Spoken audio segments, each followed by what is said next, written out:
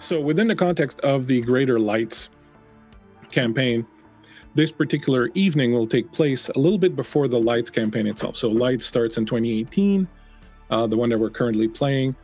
This particular evening is a few months before the Lights campaign begins. It concerns a group of kindred, a coterie of kindred, who are neither Sabat nor Camarilla, a little bit of both, a little bit of neither, but who serve a very specific cult leader called Bahari. And they are currently in Chicago, where the Lights campaign is set, just trying to, cause some mayhem and help Bahari establish a foothold there.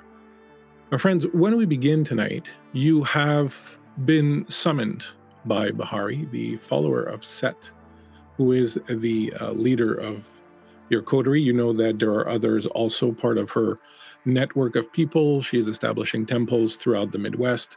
And your job has been so far to come into Chicago, find out what the politics are like, get the lay of the land, talk to some people, make some friends, start seeing where there could be possible points of encroachment to help Bahari build a temple here also.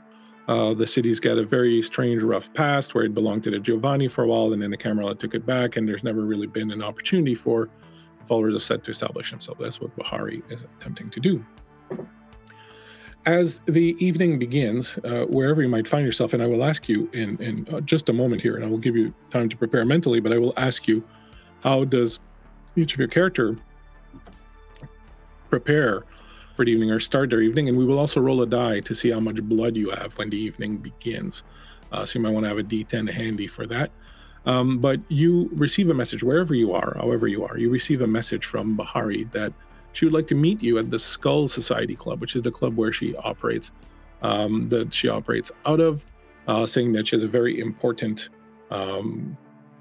request for you, a very important mission for you to do tonight. However, as the night begins, as night falls on Chicago, I'd like to go around, have you tell us a little bit about your character, have you tell us a little bit what your character looks like, perhaps, and then give us a brief idea of where your character layers out and how their night begins. And we will begin that by having everyone roll a d10. That will be the number of blood that you have. If you have a 1, as I think Steve just rolled, re-roll.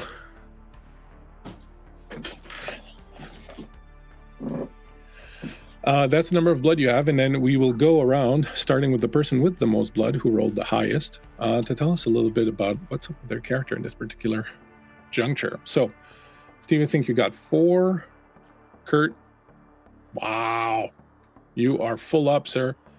And also Jacqueline with 10. Incredible. So since I made Kurt go earlier first, I will make Jacqueline go earlier this time. You all wake up, you all spend 1 blood to wake up. So whatever your total is that you roll, drop that down by 1. At 3, Zane, you're feeling peckish. You could eat. Jacqueline, tell us, how does Sonnet begin her evening? Where does she layer out? What does the moon rising find her doing? Yeah, I imagine Sonnet is a crypt sleeper. Probably there's probably a mausoleum of some,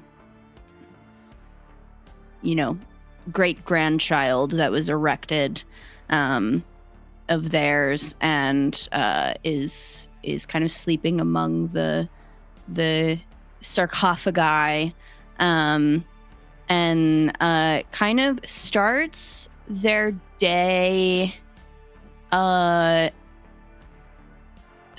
the interwebs, probably a smartphone in their face, and looking on the deep web for some talk of the town, kind of getting an idea for any new stuff that's come up recently. Have we received the summons yet to Bahari? Like, do we know? I think you might have mentioned that we had. Well, so I think that perhaps in your case, as you were sitting there doom scrolling on your phone,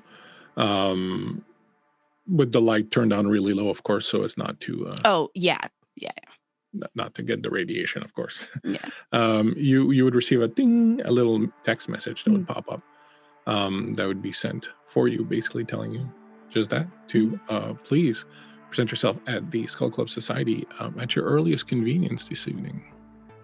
I think that is just, they're now overjoyed. Just like they have a mission, they have a thing that they can do. And so they type back, absolutely be there ASAP. And they'll get up and they'll dust themselves off. And probably some basic maintenance. What do they look like? Yeah, I'm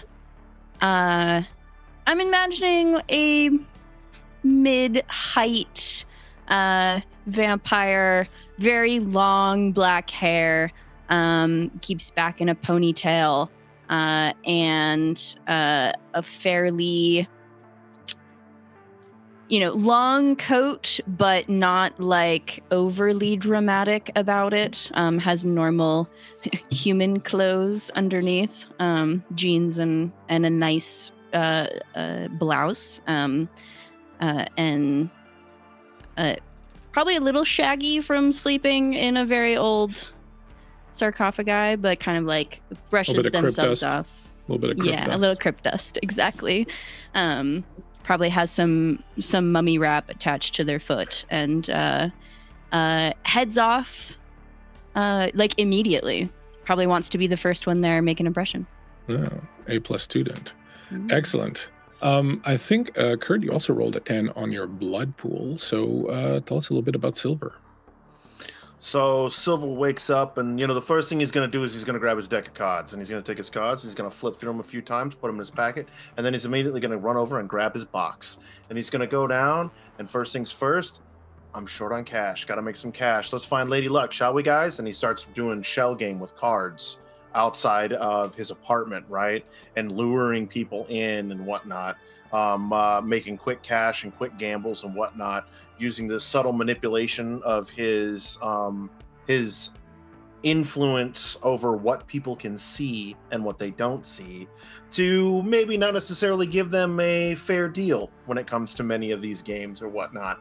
But after having played a few rounds, gotten a few suckers, gotten a couple of winners, because appearances are everything, he has a nice little roll to cash. He pulls out, rolls it up, wraps rubber band, checks his burner phone, because he's not cool enough to have an actual plan. He's got the cricket special, and sees that he got somewhere to be, and so he okay, cool, flips it shut, puts it down, wearing his Cubbies jersey, because you've got to represent, right? And he goes ahead and he puts his hat on backwards like some reject out of the 90s, and he's just all right, let's go. Pumps up his kicks and then freaking starts walking towards the club. Did you just say pumps up his kicks? Yeah, he's got the Nike pumps. Let's go. That's all you hear in the really tense moments. It's like that prep is all right, gang. Here we go. Ready to rock and roll. Listen. If these kids nowadays are putting their Crocs into sport mode, they ain't got nothing on the pump of the kicks.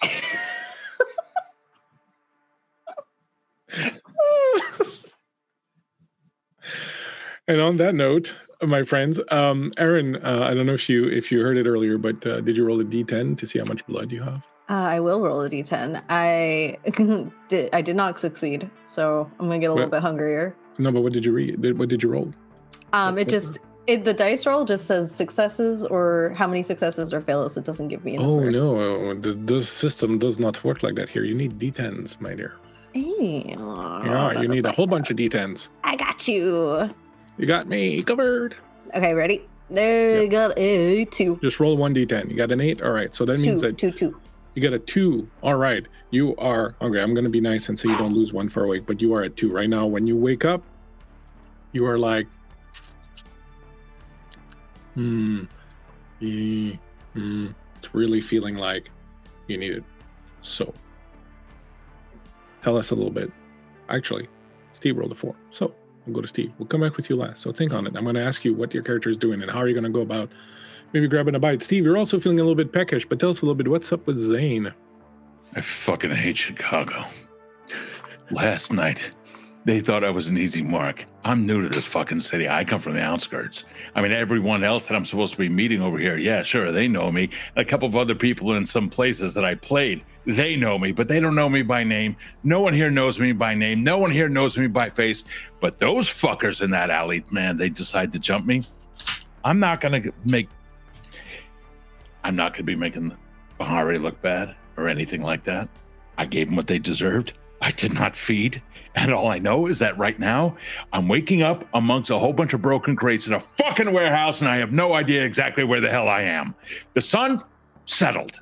Great. Now I have to go feed. And I'm feeling a little bitey. You know what? I'm going to start opening up FedEx envelopes and just see if there happen to be blood bags in there at this point. And where the fuck is everyone else?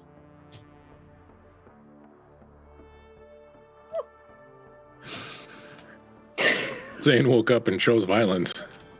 Fucking Brujah, bitches!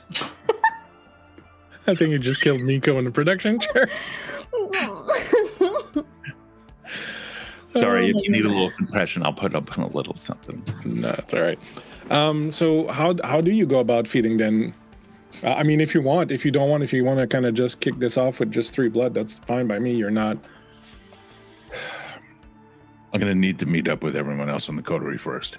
I got to find out what it is that I know that we've been summoned here. I thought I had a text. It would have been great, but my phone was taken last night. It was smashed. But I have no way to communicate with them. So last I heard, Sonnet kind of gave me out some instructions, sent out a little text as to where it is that we're supposed to go. That's where I'm going to be heading.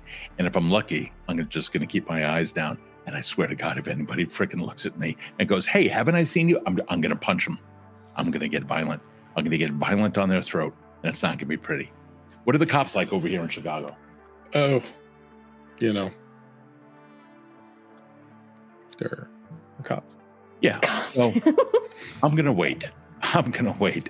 Normally, I'm a nice guy. Normally, I'm the teddy bear of the group. I have no problem with that. Tonight, teddy bear's got fangs. It's that feeling hungry. It's that. It's just a little peckish. Oh, please, someone look at me. Quick, someone give Zane a Snickers. Snickers in the size of an adult. That would be great. Yeah, that'd be good. Hopefully, a jogger that has no family. One that isn't going to be missed. Anything like that will be fine. As a matter of fact, I'm going to get up out of this place and we start looking around. Do I smell water?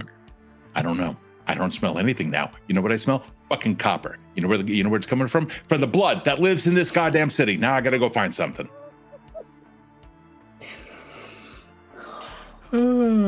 I think Zane's got a future in comedy. I know you? Fuck!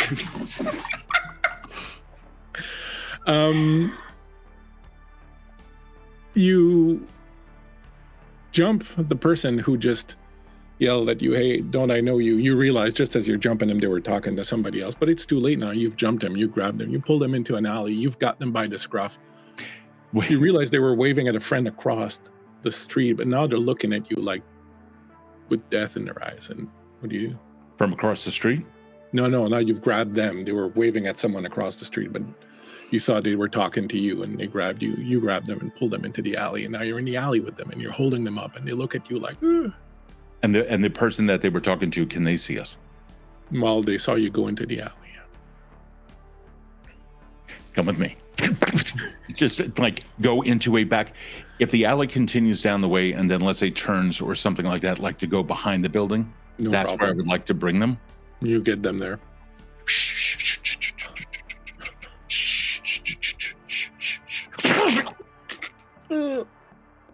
Just a taste. Just a taste. All right, a little bit more than a taste. It's Christ, why does this taste like steak? Go right in.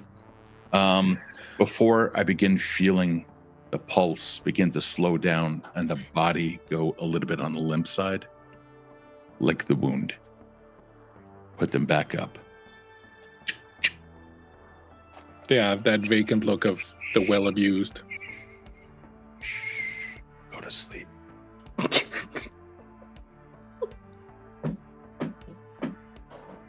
you have a phone on them? Yeah. Hey, Sonnet. Where the fuck am I? Who is this? It says Chad.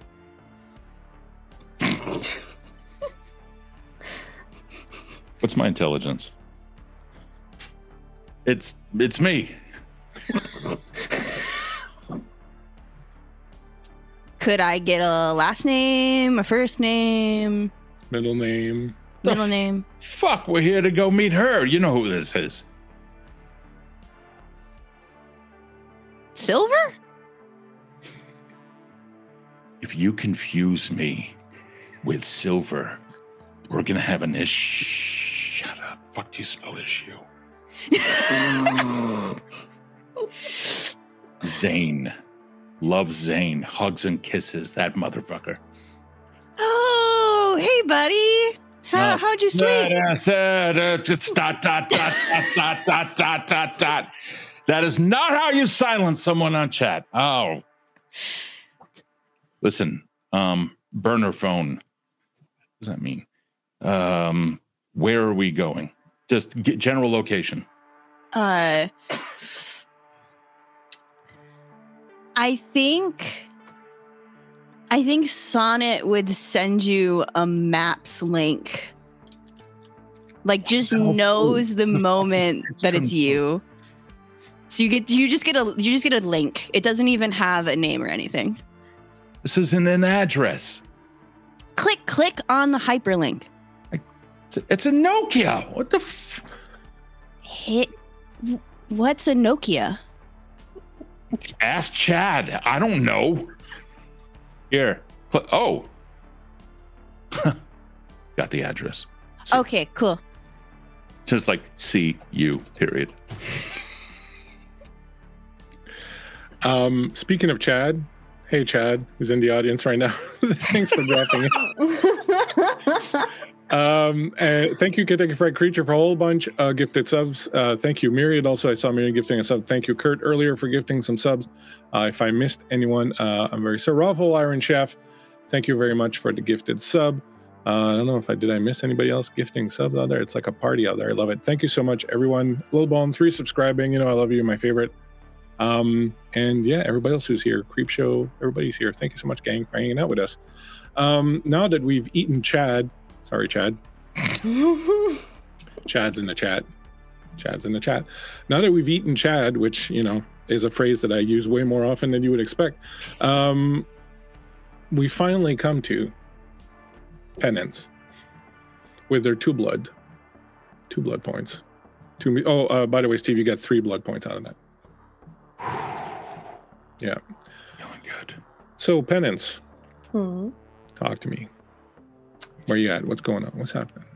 Well, Penance is sort of stuck in the Regency era, so she wakes up and it's so lovely to be alive, kind of. And then she has like that pang for hunger, and she's feeling very dizzy. So she says, I need to see the librarian. Mr. Darcy! She gets up out of bed and she goes to she has her own personal librarian in the next room, which is just a small personal library. And there is a man there that is on call, who is named after Mr. Darcy from Pride and Prejudice. Yes, Miss Penance, what may I do for you? I'm thirsty. Oh, well, that usually does not end well. Would you like perhaps a bottled vintage, or will you be necessitating of the live variety tonight? Well, I was hoping it would be you tonight. I know you always say no, but... Well, you know... A girl can dream. I do try to be a gentleman, you know. It is harder and harder these days to be a gentleman with you know, only fangs and things of that nature, but I do try my best. But perhaps I could interest you in one of the slaves in the dungeon below. All right, but will you read to me while I feast? Yes, I shall. Shall I read Middlemarch again, or would you like something a little bit more risque? Oh, risque. Could you do Wuthering Heights, but just the part when Kathy comes out in through the window? Just that section. I'm feeling sweaty already. Yes, I will.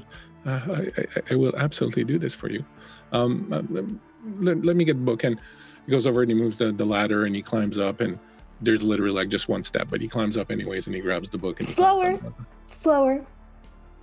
He really kinda, stretch, really work those muscles, Mr. Darcy.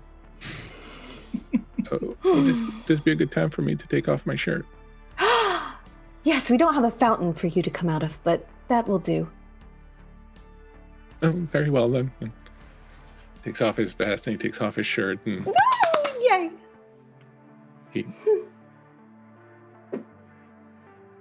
I'm getting a cramp. May I get the book now, please? Yes. Oh, fucker. Wrong book.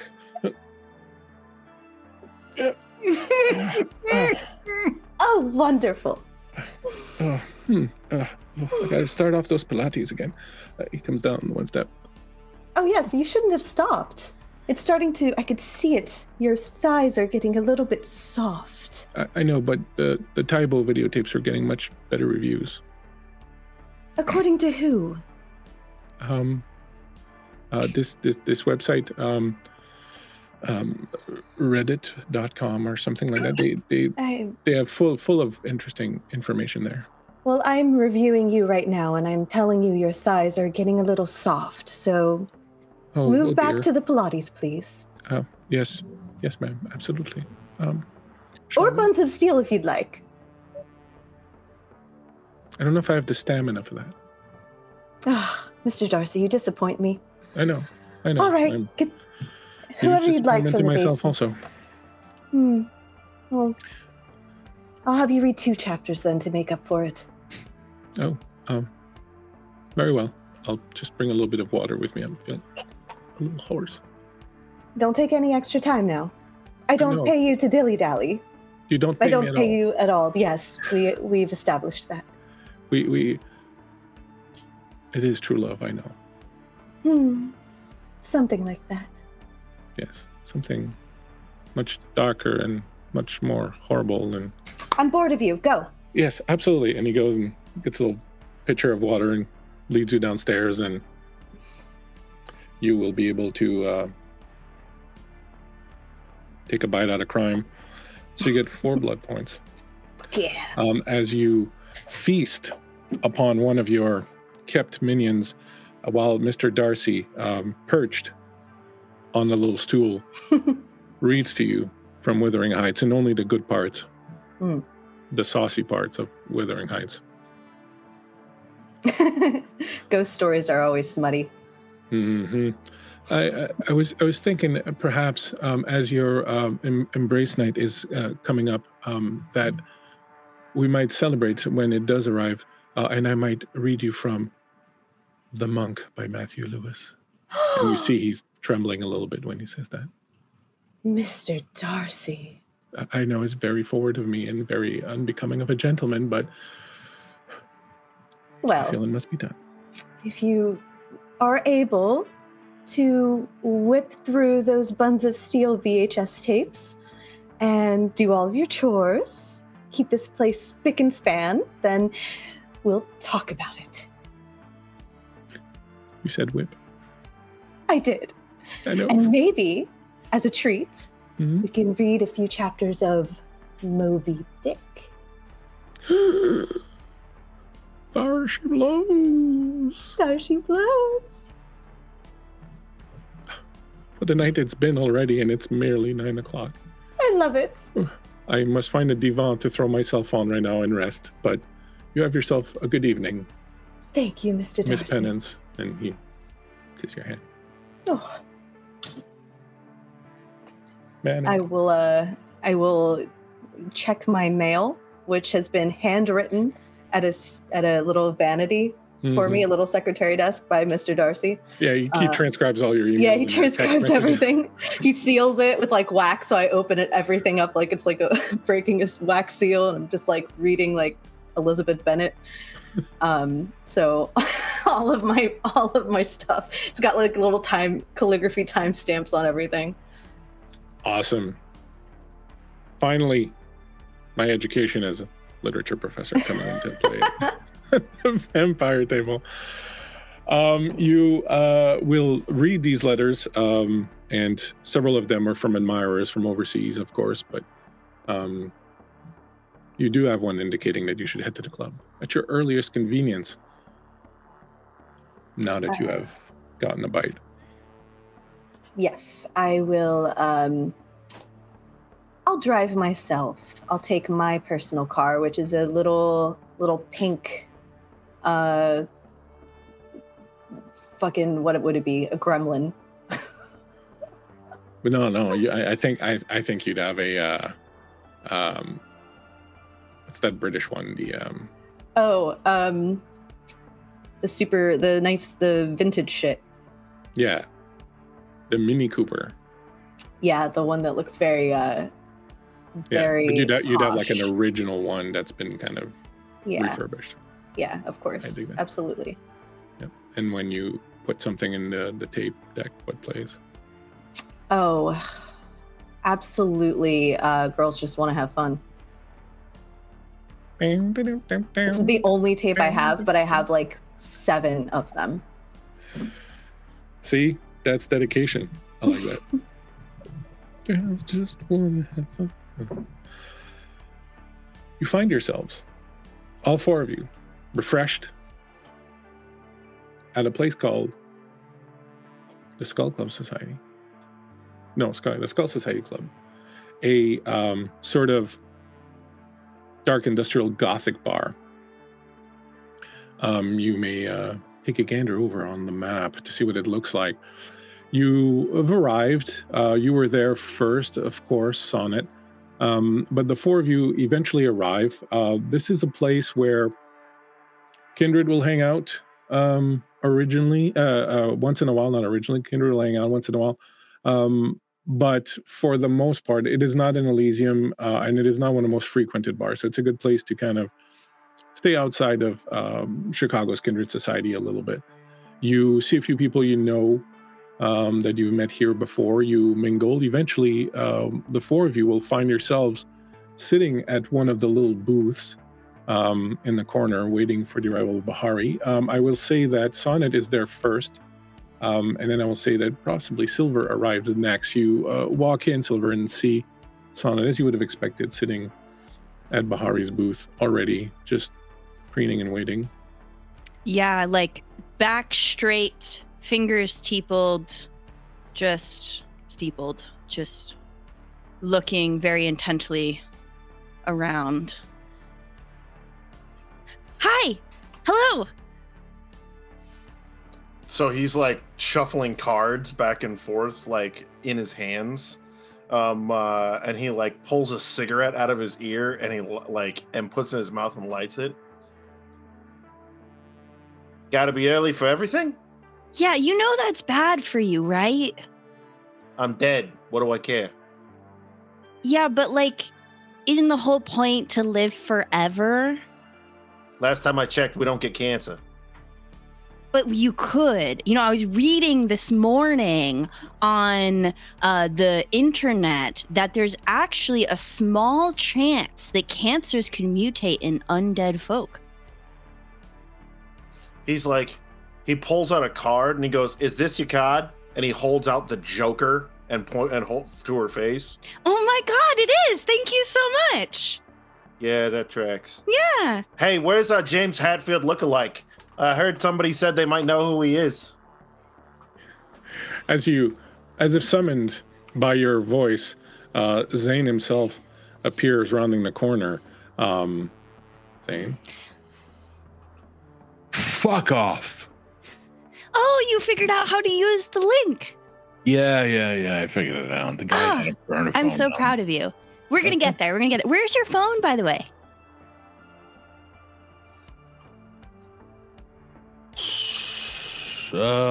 Depends on which corner you're standing. This one. Yeah, I know. Look, I got jumped last night. The phone fell out of my pocket. We stomped all over. The whole thing just got broken into pieces. Oh, do you want me to try to get that fixed? There's no coming back from this. The whole thing looks like a bowl of Cheerios at this point. Oh. Honey Okay. Nut? Sure, babykins. What the fuck? No, the phone is gone. Where is she? This is the all right. Yeah, this is the place. We're waiting. I haven't seen her yet. All right. Where's the others? Where the others? I think we're just Sorry. waiting for Penance. Okay, I need more sleep. I'm here. Hello. Oh, hi. Parking, you know. Oh, I just took the subway. Oh, it's so pedestrian. Yeah, I guess that is what I would be. How is everybody? I'm gonna brush off a seat and scoot in.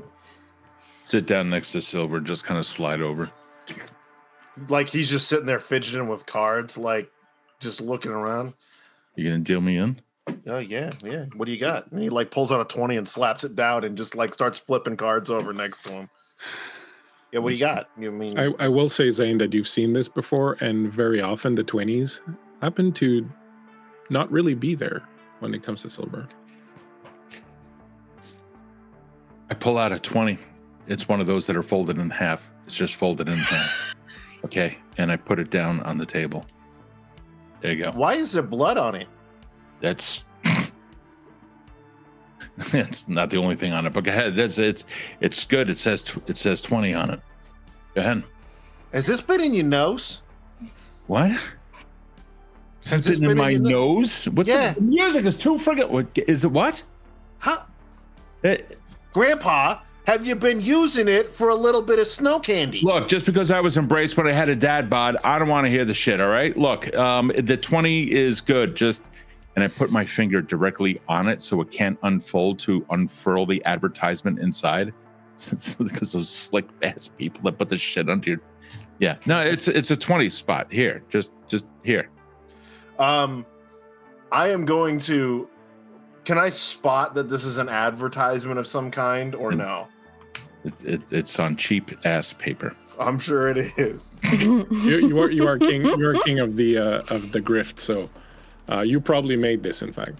I grab it and Son of a bitch. I know. I put my finger on it, slide it over to me, and then I'm gonna be that bitch.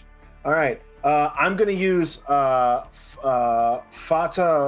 Morgana, and I'm going to make it look like an actual $20 bill by unfolding it in front of him and go, looks like your money's good here.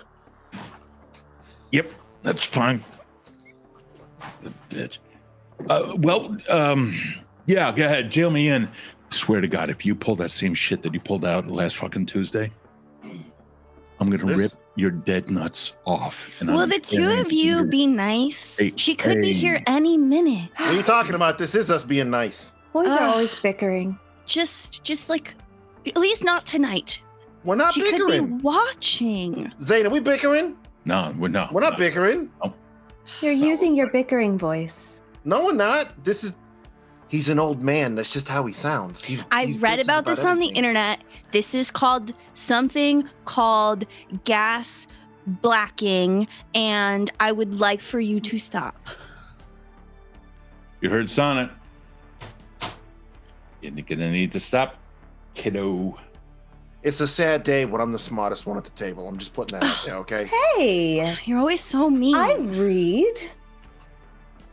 I will have you know, I actually did have a formal education, but that is beside the point. You either deal me in or you're gonna be eating them. Listen, there you go. There's your goddamn cards. Shut the fuck up.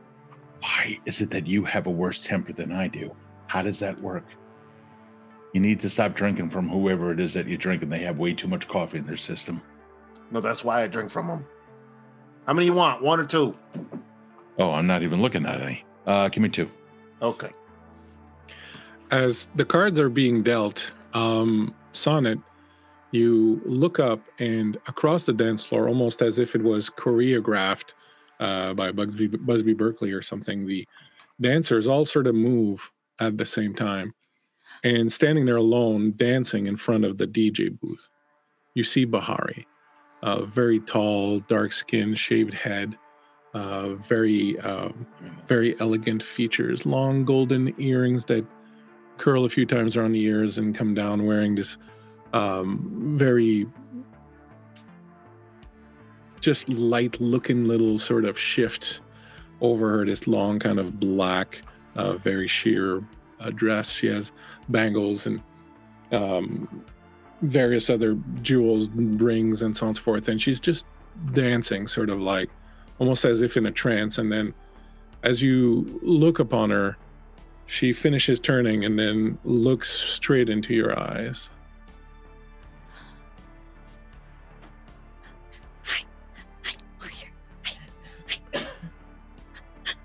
She rolls her neck and then, like a snake moving through grass, slowly wanders over, slithering through the crowd, eventually arriving at your booth.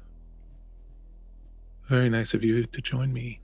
Oh, hello, mistress. Can we get you anything? Do you need a drink? Do you want something to drink? Do you want something to eat? Do you want a seat? You can have my seat. I'll give you my seat. No, please, Pat. Stay where you are. And she sits down next to you. Okay. Like, he like... Silver reaches over, grabs the card, slides him out of Zane's hand, and like puts him in the deck, and he goes, "You would have lost anyway." And he holds up 5 aces, and then he puts them in his pocket. Hey, Bahari. Penance curtsies. Hello, Zane. Are you being cheated at cards again?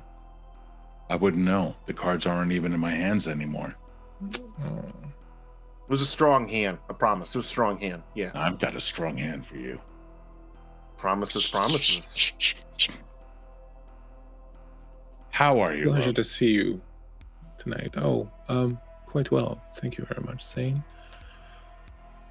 Penance, how are you doing? Oh, aren't you just the jewel of the ball tonight? Best dressed as always. I've been told this before. Thank you very much for noticing. And you, Silver, how are you doing tonight? Well, I'm just doing peachy keen. How's the festivities of the evening going? Well, the evening is quite young. We've only just begun. I, however, do have a small task that I would need the lot of you to undertake. That is, if you're not too busy tonight. No, absolutely not. No, Absolutely. not at all. Yeah, we can do it. Good. You name it, it's done. You know us. I need you to take this, and from somewhere she produces a Ziploc bag with a piece of wood in it. She puts it on the table. I need you to take this to a man called the Professor. Professor of what?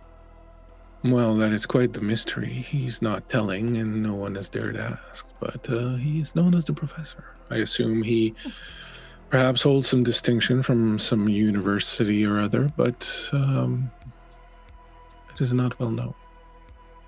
Well, we love a well-read man, don't we?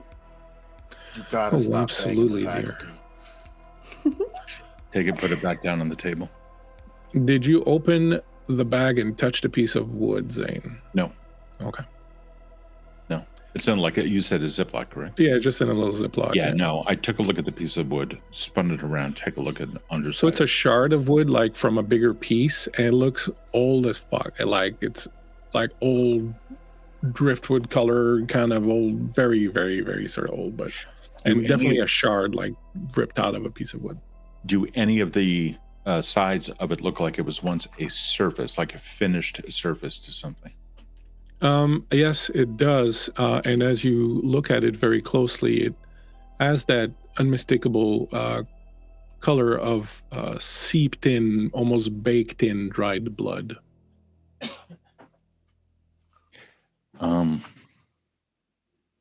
Ma'am, do you know what this is? I have an inkling. but it's of no importance to me. But it is of great importance to the professor. Then I'm assuming that we don't need to know what it is either. I'm told that it's best not to touch it directly, especially for our kind. Sonnet, I believe this is yours. Oh, thank you. Can I make a knowledge roll? I have archaeology. Oh, yeah, knock yourself out. Okay. Well, I was going to ask, can I make one? I have occult. Go for it. Is there an attribute you'd like me to also roll, or do you want me to just So yeah, so you're gonna roll hold on. probably intelligence? Yeah, go with that while I open my character sheet. Do I need I don't know enough about the system. Do I need any hunger die when I'm rolling, or should I No, just there's roll? no such thing. This system is pretty straightforward. You roll the number of d10s equal to your intelligence and your skill that you're using. Okay. I will say it's a very high target. I will say it's a target of 8. Okay. So you're looking for 8s or higher. If you have 1s, they cancel successes. With Okay. occult, I'm going to say your target is 7 with occult. 7? Okay. Yeah. Anybody else want to do any other kind of roll? Do we have to touch the object itself if I want to use Spirit's Touch? Or can I hold it in the bag? I would say that you could touch it through the bag. I'd like to do that after they Not have a both problem. investigated it. Zane, will you be doing anything, or you're good? I handed it over. Yeah, I think I'm holding it, looking at it. I rolled an 8, but I also rolled the 1, so. All right. So this looks like it might have come off a broom or a peg leg, maybe. Okay. Yeah. 2 successes, but one of them was a crit. It was a 10. Okay. For effect, I am going to hold on to your knowledge for 1 second. Penance, Yes. could you give me a brief description of what your power does? Yes, it is Spirit's Touch. When I handle an object for any length of time, or when someone leaves it, handles an object for any length of time, he leaves a psychic impression on the item. I can read these sensations, learning who handled the object, when he last held it, and what was done with it recently. Seldom clear and detailed visions, but more like a psychic snapshot. Excellent. Do you have to make a roll for that? I do. It's perception plus empathy, and I have 4, a total of 4 for that, and I got 4 successes. All right.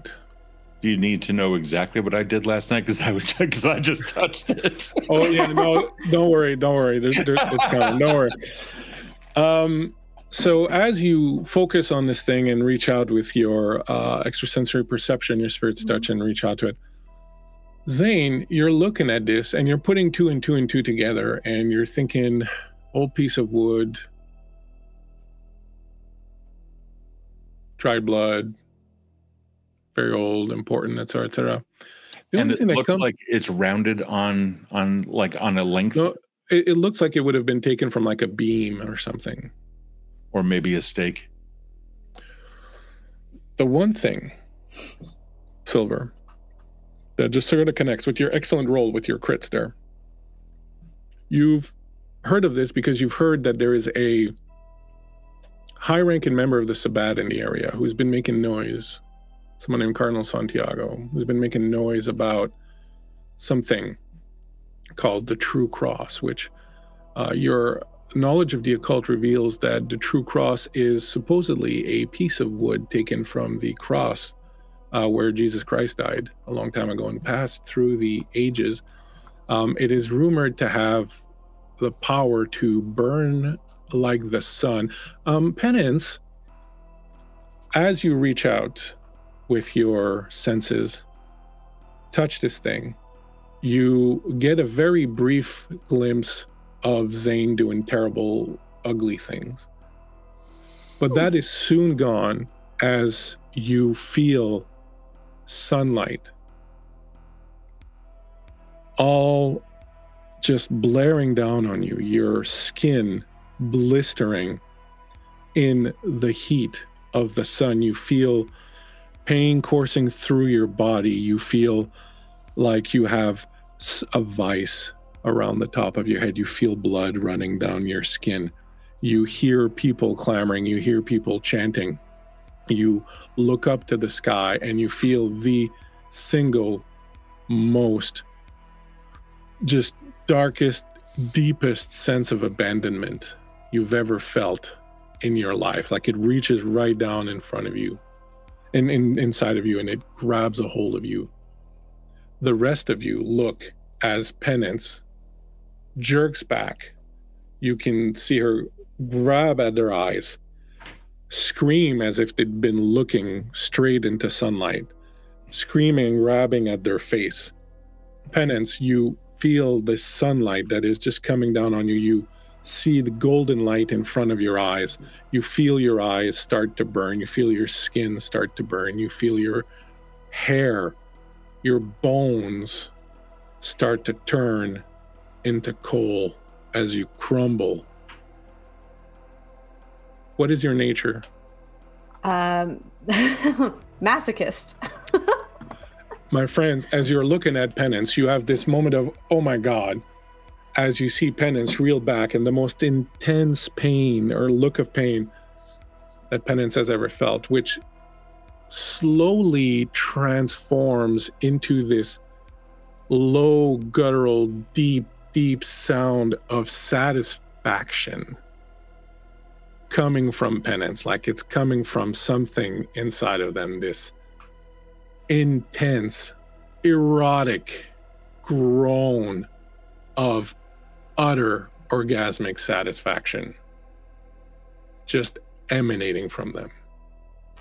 And then, if you were a breathing creature, you would let out this long breath. You come to, Penance. You literally have just had the single most intense masochistic experience of your life. Your entire body was just destroyed by the sun. My hands are like curled so tightly around the bagged piece of wood that it starts to like, my nails start to like slice into the plastic and the table on the bar table. Slap the shit out of her hand. Yeah. Oh, don't touch that. Bad for you, wonderful for me. I'll have what I was having. What?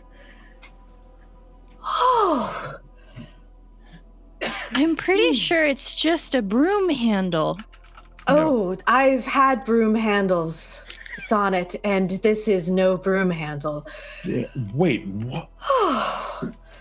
I am so sorry. That was... Usually I do that in my library, but that was just... Are you good? Well, just... Oh, I am fantastic. I've never been better. No, did you see her face? Like I think I've relearned how to breathe. Silver immediately looks around. Is anyone looking into our booth? Is anyone seeing into our booth? Did anybody hear her? Is anybody reacting? No one seems to be paying attention, no. Okay. Bahari seems very interested in what's just happened and is staring very intently at Penance. My. You know, you have the slightest fucking inkling of what you just held on to and apparently achieved climax through? No. Right, okay. So, new rule, Penance, don't touch shit, okay? Like, no more touchy. Bad. Hold on. I actually agree with Silver here. Oh. I completely disagree. Penance has gotten us out of so much shit because of that. I respect that, and I understand that she is willing to lay her body on the line. I trust me, I get it. If we're talking about this, then all right, fine. Right. Penance, no touch. All right. Yeah, that Penance no touchy. Matter of fact, ain't none of us should probably touch that thing without fucking gloves. I'm just saying. It's I'm right here. I would recommend you not keep that anywhere near that location of your body. We're gonna be delivering it. This is the safest part of my body. No, not with that. Not with that. Well, I would. Is that the same?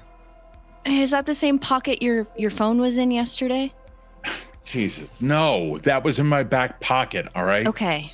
So they went for your ass. Anyway, You mother.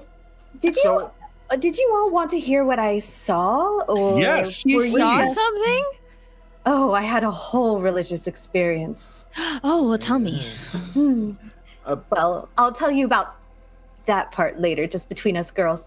But I also saw, I heard chanting. I saw light. I felt the sun. Like the sun. And it burned so good. And I mentioned chanting. That was very... The ambient noise. There's something about listening to music while you're, yeah, just a different language. I think it's all kind of a little blurry, but the sun was the most important part. Honestly, that was. I felt very lost. I looked up, and I felt very abandoned. Like not like a degradation kink. I have that too, and that's a sort of low for me, but even lower than that. Like you experienced the ultimate martyr experience. Yes. Interesting. Do any of you knuckleheads, present company excluded, as he gestures to be, have the slightest fucking idea of what it is you're sitting there fingering around through your fingertips and rejoicing in your nethers with? Do you have any idea what that is? Why don't you enlighten them, Silver? Word on the street, or at least from our forebearers, is that's a sliver of the piece of wood on this fucking planet. Noah's Ark? No, the one that the dude hanged from. That kind of one. What, like a crime that was committed or something? No, like it's a sliver from the fucking crucifix of Christ.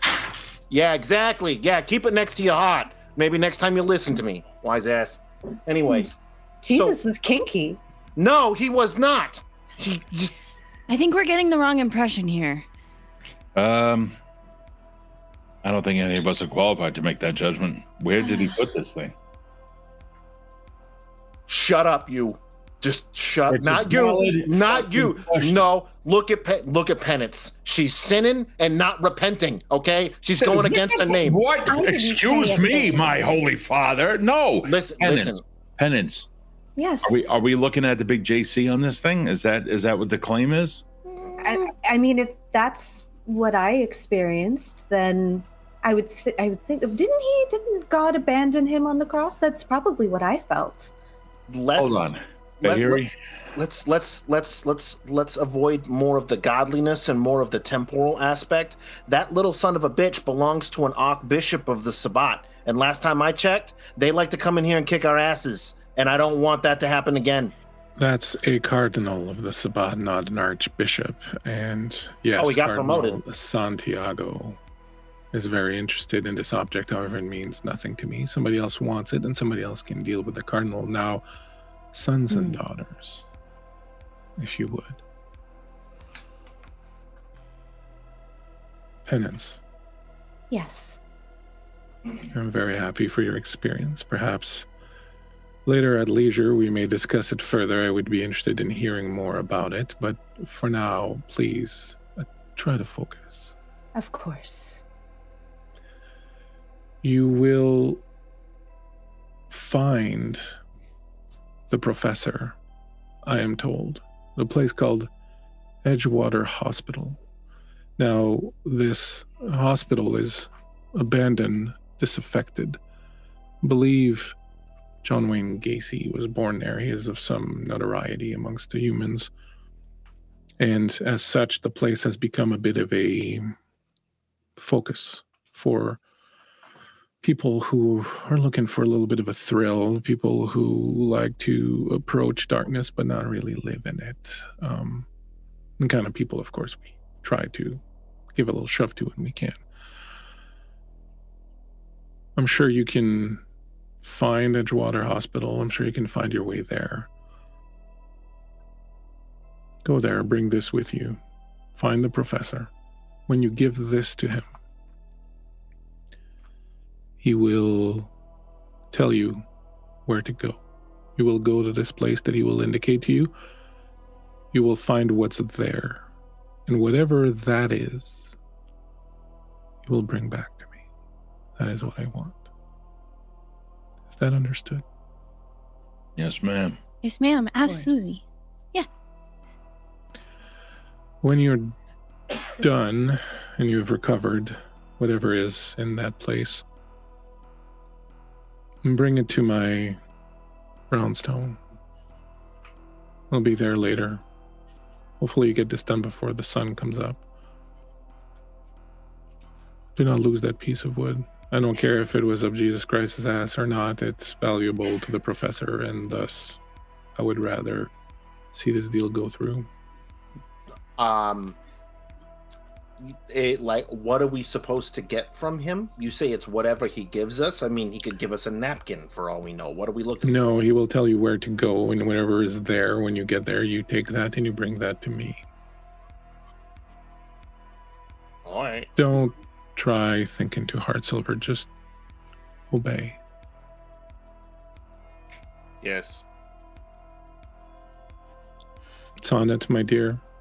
Yeah. She reaches out, touches your chin a little bit with a finger. You, of course, will guide these fellows of yours. Absolutely. I already have the Google Maps up on my phone. I called an Uber. We'll be good. You're such a good girl. Yeah. Very well. You have your orders. Enjoy the evening. Get the fuck up, Silver. Is this your card?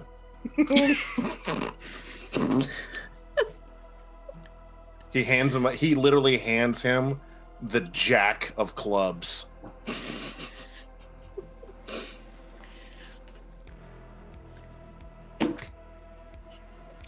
How are you getting to Edgewater Hospital? It is on the other side of the downtown core from where you are. Not unreachable, but how are you getting there? You don't all fit in the Mini Cooper. Yeah, I think We've tried. Yeah, I think Sonnet knowing that just got a Uber Lyft. Pretty sure those are around 2018. And is just standing outside the club on the corner, like reading all the license plates and like trying to match the. So I'm just throwing this out there. Maybe perhaps we take the L versus being stuck in an Uber with some rando in the driver's seat. What's going to happen? That's one person who can see us versus all the dozens that are going to be in the single car. I don't know about you, but I don't like being trapped inside of a tin box. I'm just saying. The tin boxes break. So does glass. Black Toyota Camry. Oh, it's that one. It's that one right there. Oh, this is nice. Oh, tinted windows too. Oh, I love tinted windows. I'll take the front. You get in. The driver's seat looks like he's probably, going to university by day, trying to earn his engineering degree, and then by night driving his cab to try and pay for it. You get into the cab. Hi. Hello, hi. Oh, Hello. There's four of you. Yes, hi. I'm Sonnet. I'm the one on the thing. Yeah. Are you Charles? Yeah, I'm Charles. Chuck. Chuck. Cool. Oh, Chuck. Oh, it's very nice to meet you, Chuck. Yeah, we're kind of in. We're like we need to get there like now. Absolutely. If you want, you'll see there's a little See that little thing there? If you want to just turn that, like if you turn that towards the smiley face, it means you want small talk. And if you turn it towards the frowny face, it means you don't want small talk. So I don't know. Now, usually people are just sitting in the back and they turn towards me. And since Small you're in talk. the front. All right. Hey, so yeah. So what are you guys, a band? Yes. What kind of music? Depends. Polka. Usually prog or jazz. Hip hop? Sometimes hip hop So like I'm fusion. really good on the flute. Fusion. with the flute. We have it. In fact, we have an orchestra. Yeah. Oh, Like they're not coming through, are they? Silver's just sitting in the front seat, just like Oh, no, Sonnet's in the front. Sonnet's in the front. You're right next to me. He's just in the back. Just, I'm right in the middle. Well, that's great. Like I always wanted to be a musician, but I have fucking zero talent. So Oh, what did you want to play? that ain't I stopped was these thinking ones. the tuba. I was big in the tuba. Tuba. Yeah, Heavy. Ooh. yeah. I like a hefty instrument. I like a hefty instrument too. Go for the Yeah, you play the tuba. Penance. Tuba, trombone, saxophone, clarinet, oboe, bass, Anything that puts wood in your mouth, right? Yeah, I got it. Hmm. Hmm. the woodwind instruments. Is that a dirty? Never No, Um, no. That's keeping an eye on the passing buildings as we begin to get close. I'd like to kind of not have us dropped off at Edgewater, Okay, no but problem. instead somewhere nearby. So, and then Not a problem. Eventually, you'll pull up to Currency's like you guys got a gig out here? Like I don't know of any clubs out here. It's pretty. no, kind this of, is that's like I'm not from the area. That's like Michigan over there, right? yeah. Yeah. I've never seen it. So no, we're just gonna go walking around the neighborhood for a little bit. Oh, why don't you go down to Navy Pier? Hey, that's a good idea. Yeah, just drop us off like down there at the corner over there, if you don't mind. The Navy Pier is back the way we just came from. No, we're good. We're good. Yeah, just right there. Oh, all right, cool. We'll walk Hey, back. That's Behind where the we're black coming. sedan. Yep. all right. Yeah, awesome. Hey, you got like a band camp or something I could check out? Bandcamp. Oh yeah, Um, I will. I'll put it in the note when I send you your tip. Oh, good. You did finally get that set up. Oh, I didn't know. That's great. Yeah, that's awesome. Yay, Sonnet. Go Sonnet. Awesome. If you want to give me a thumbs up, a good review, that would help. Oh yeah, 5 stars across the board. oh. Excellent. Thanks. Yeah, I'll give you 5-star. Also, you've been actually it only goes to 4 stars, but yeah. Excellent. Yeah. Maybe So that's good like- luck with your polka death metal jazz band. Like that sounds. it's eclectic is what we choose to call it. Yeah. All right. Yeah, I'm really good at the piccolo. Cool. I'll be leaving. Thanks. Okay, bye. Just hit that tip button. Uh-huh. Drives off. I looked for a You- tip on the. Oh. You are in a very desolate area. One of the things about this area is that there are several mental institutions that at some point in some fit of civic madness were emptied out, with most of the people just let go to return wherever they would want. These hospitals have fallen into disrepair. As you stand there across the street and looking at Edgewater Hospital, you do see a kind of standard 3 or 4 story high building. Entirely the windows are boarded up or broken. The place is just a mess. There's garbage sort of lying all around. There's graffiti everywhere. I would say, who has hospice? I do. Give me a perception roll, just straight up perception. Sure, my Yeah, perception. and perception and I've got a um, careful in that, by the way. yeah, that's not necessarily going to apply, but do that and 3 successes. okay, awesome. As you're looking, there's something that stands out to you, and there's a bunch of graffiti everywhere. The entire place is graffitied to hell and back. But there's one that sort of strangely kind of stands out to you. It looks kind of fresh and whatnot, and it kind of you don't know why, but it stands out. Like there's something special about it. It's a painted word. It says Daedalus, and there's kind of like a smiley face underneath it, done in red paint. This one's a little different. What? Deadless with a smiley face. It's my favorite color. but it just looks different. What do you mean different? What do you I don't know. like? Is this where we need to be? It's not the same. It's not the same style. You see how these are all jagged and more geometric. This is more eloquent. Does that say Daedalus? No, deadless, but close enough. Deadless. And a smiley face.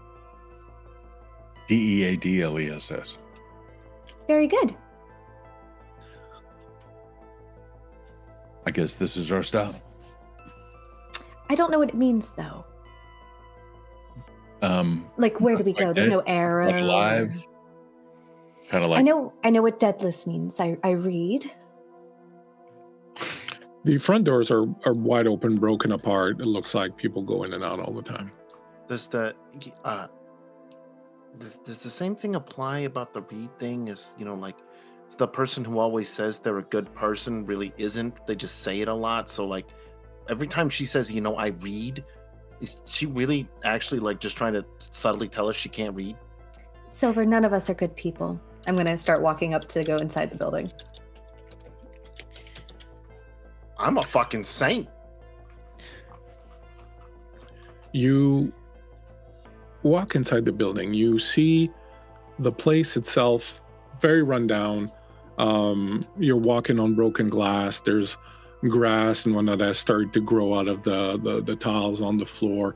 The suspended roof is just completely gone, falling apart. Cables have been pulled. Copper has been stolen. The various rooms have like old beds, rusted, old machinery that's just been abandoned and kind of fallen to disuse. There's graffiti everywhere. You see the evidence of people sleeping here, old sleeping bags, garbage bags full of stuff. You don't notice anyone. You don't see any sign of life, but you do see that, this place is being used quite often by people who need, vagrants who need places to stay and so on and so forth.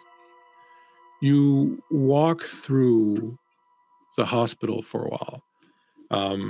It's quite dark in here. Does anyone have any source of light, you think? Like, I know we didn't really go through equipment, but would anyone have like a flashlight or anything like that? I have a cell phone. Got a Sonnet's Zippo. got that.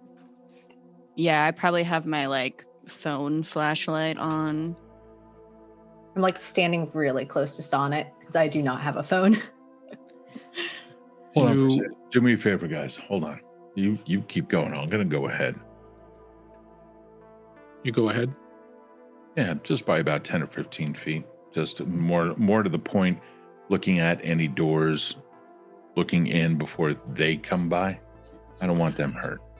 No problem. You move through the place. You really don't see anyone. You go left, go right, go down the corridors. There's no real indication of where you should go or sort of what should happen. You eventually feel like you've gotten lost.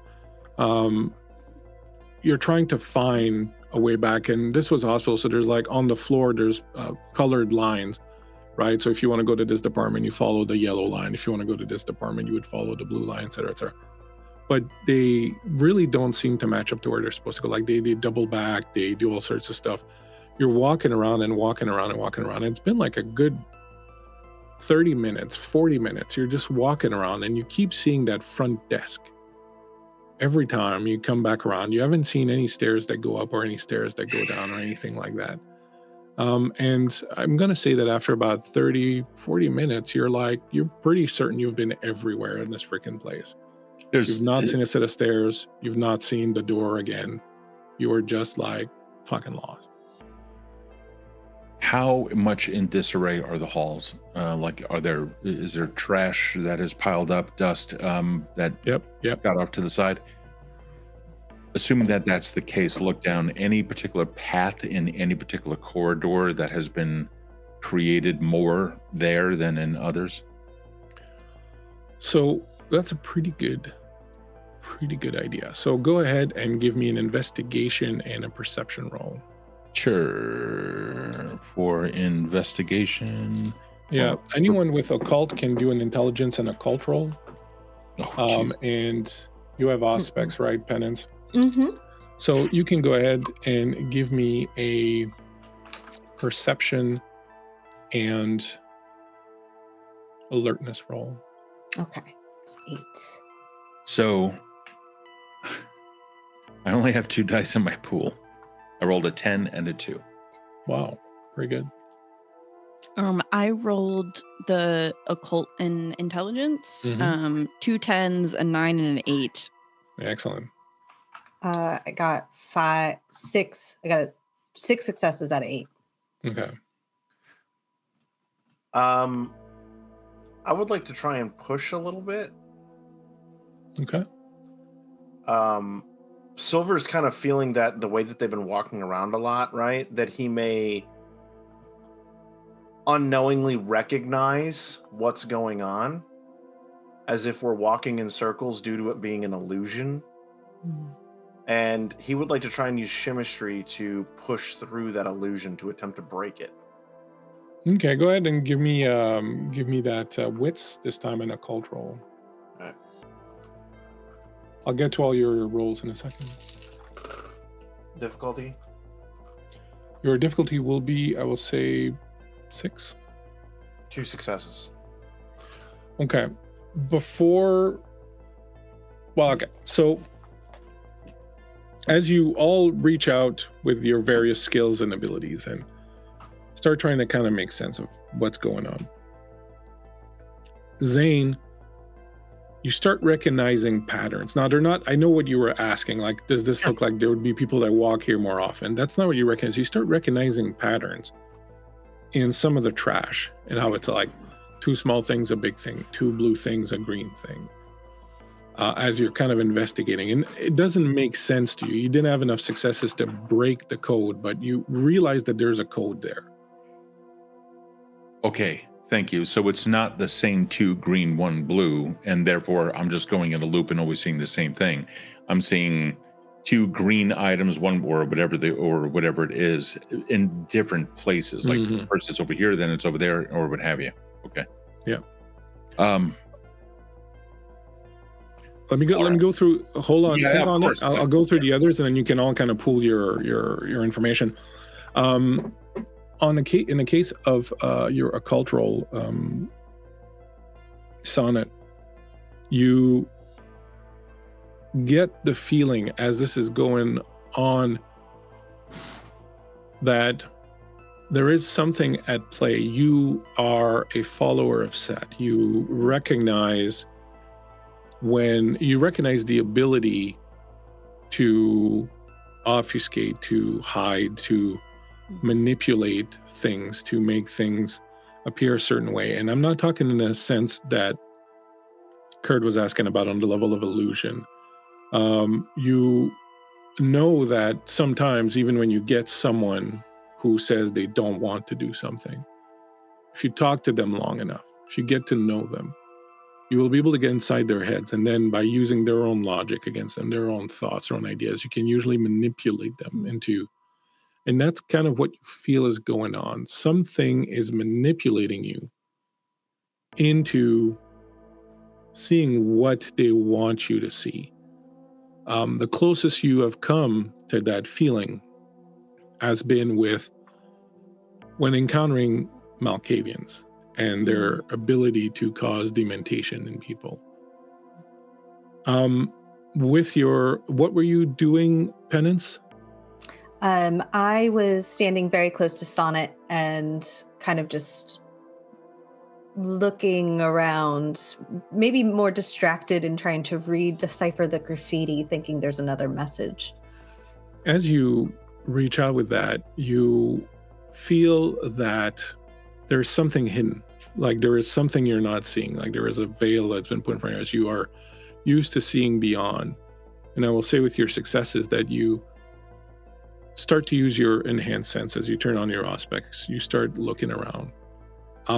And you, to your surprise, find that you're all still in the lobby. And before you finish, I'll finish with Kurt. So in your case, you do not sense at all that there's anything illusory about what's going on the level that you understand with chemistry, right? This idea that there is an illusion being put in front of you. It feels more internal than that. So all of you have these revelations sort of at the same time. The one that is different is that you, Penance, see that you are all in the lobby. The rest of you are wherever in the halls you think you were a minute ago. We've been here for a long time, and we haven't really made a decision of which way we're going to go. The way's already been chosen for us. Great. I think somebody's here with us. What do you mean? In the lobby? Just here. It kind of feels very similar to the last time I encountered a Malkavian. That makes sense. Oh, Just kind of fuckery. Sonnet, you just put all the pieces together. Come here. All of you. Come here. Come here. Okay. Take a look at this. Look at this piece of trash. That piece of trash. Okay. Let's take a look at them. Size, color, relation to each other. All right. Now follow me here. Just bear with Silver. Patience. Just take it, patience.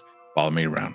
I open my notes app on my phone and I start writing down descriptors for the trash. Okay. Notice this one over here. Okay. Pause for like 10 seconds. Guys, take a look. All right. I'm going to go around the corner now. Okay. Now look at there. Tell me that this doesn't look like one, like the last one. And now continue down. Hold on. This is a new one. All right. Write this one down. Okay. So you see the milk carton? Oh. Okay. With the that bag used of to be a brick. Okay. Oh. And now look just next to that, like 10 feet down. Not going to move down there. Take a look over there and come back around the corner. There's a code here. There's something that is here. And while that's going on, Penance, you're seeing everyone just walking around the entrance hall, just in circle. So we're going to actually go down the hall, right? Because we're all just standing here in the lobby. The hall. Would you be willing to humor me for just a smidge? Just a smidge. Yeah. Humor. What? Yeah. Hey, Professor, we got your wood from the snake lady.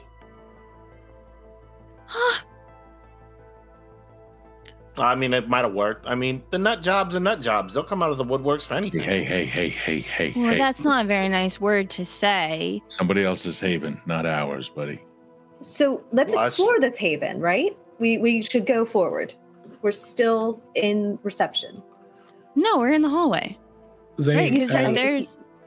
As these people are discussing this, you notice behind the welcome desk, there is a big board, like a big caulk board, and there are various objects placed on it, and you recognize like a milk carton, then you recognize like a green tennis ball, plastic thing, and you see that it kind of like, when you kind of stand back and look at it, it looks kind of like a map of the floor that you're on, and there's a very clear trail that's shown with specific items. Guys, come here. It's Silver. It's like, put my hand on top of Silver's head and just turn it towards the board. Sonnet. Hey, come here, Penance. What's that?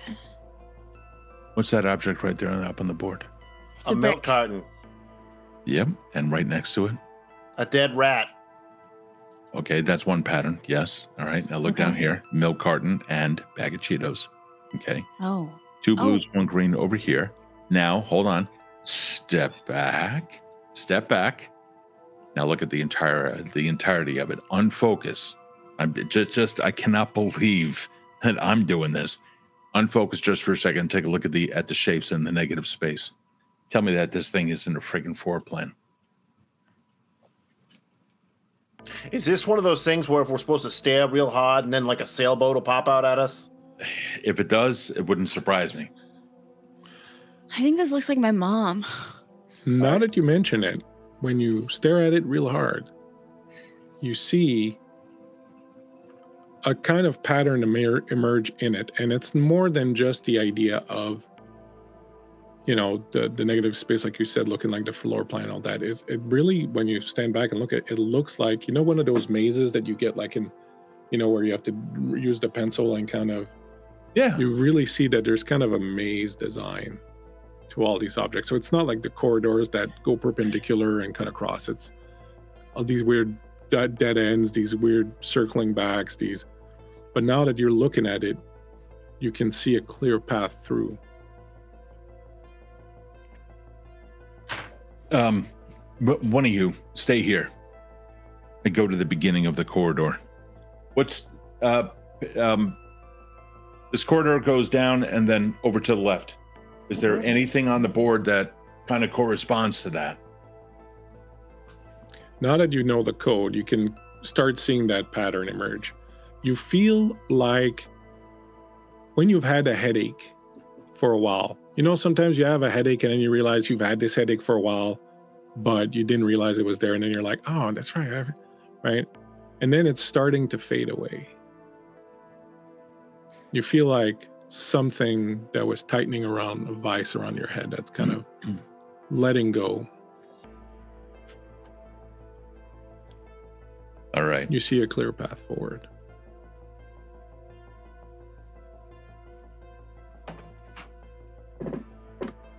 Okay.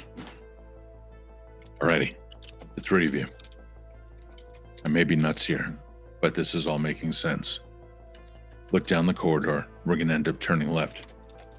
And then after that, where is it? And then after that, we're going to go straight, and then we're going to turn right. Should I just draw it here on my phone? Yeah, you can do that. Oh, yeah. In the Notes app, there's, you can type things, but you can also, draw little pretty pictures. That's... I got Snake on my phone. Top that. Oh, Do you also have a Nokia? They're indestructible. That's too Anyway, mundane. if you can draw this thing out, we're gonna. Yeah, It's gonna be coming up at some point, I right? got it. So as you start drawing it out, your headache starts to come back and you're finding it difficult to focus for a while, but then eventually you manage to get it down. And when you do, the headache starts to go away again. And this is when you realize you haven't had a headache in freaking decades, not since you were alive.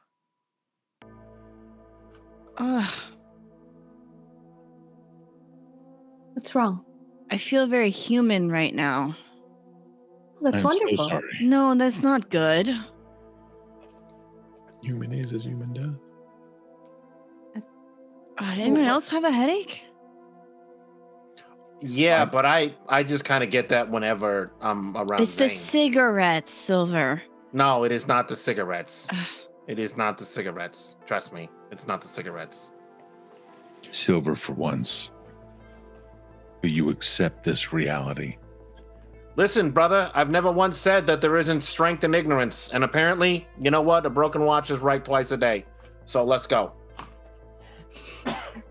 You follow the path laid before you on the Note app by Sonnet.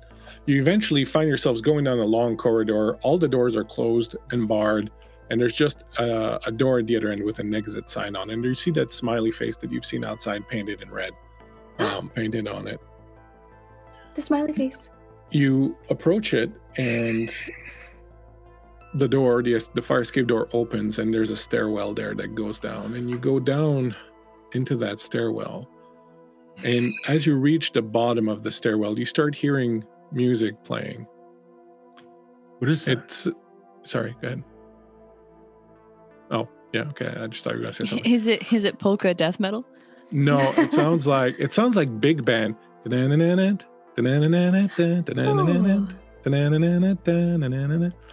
And as you come down the stairs, you see that there is lights coming through a door at the bottom. There's this sort of metal grate door.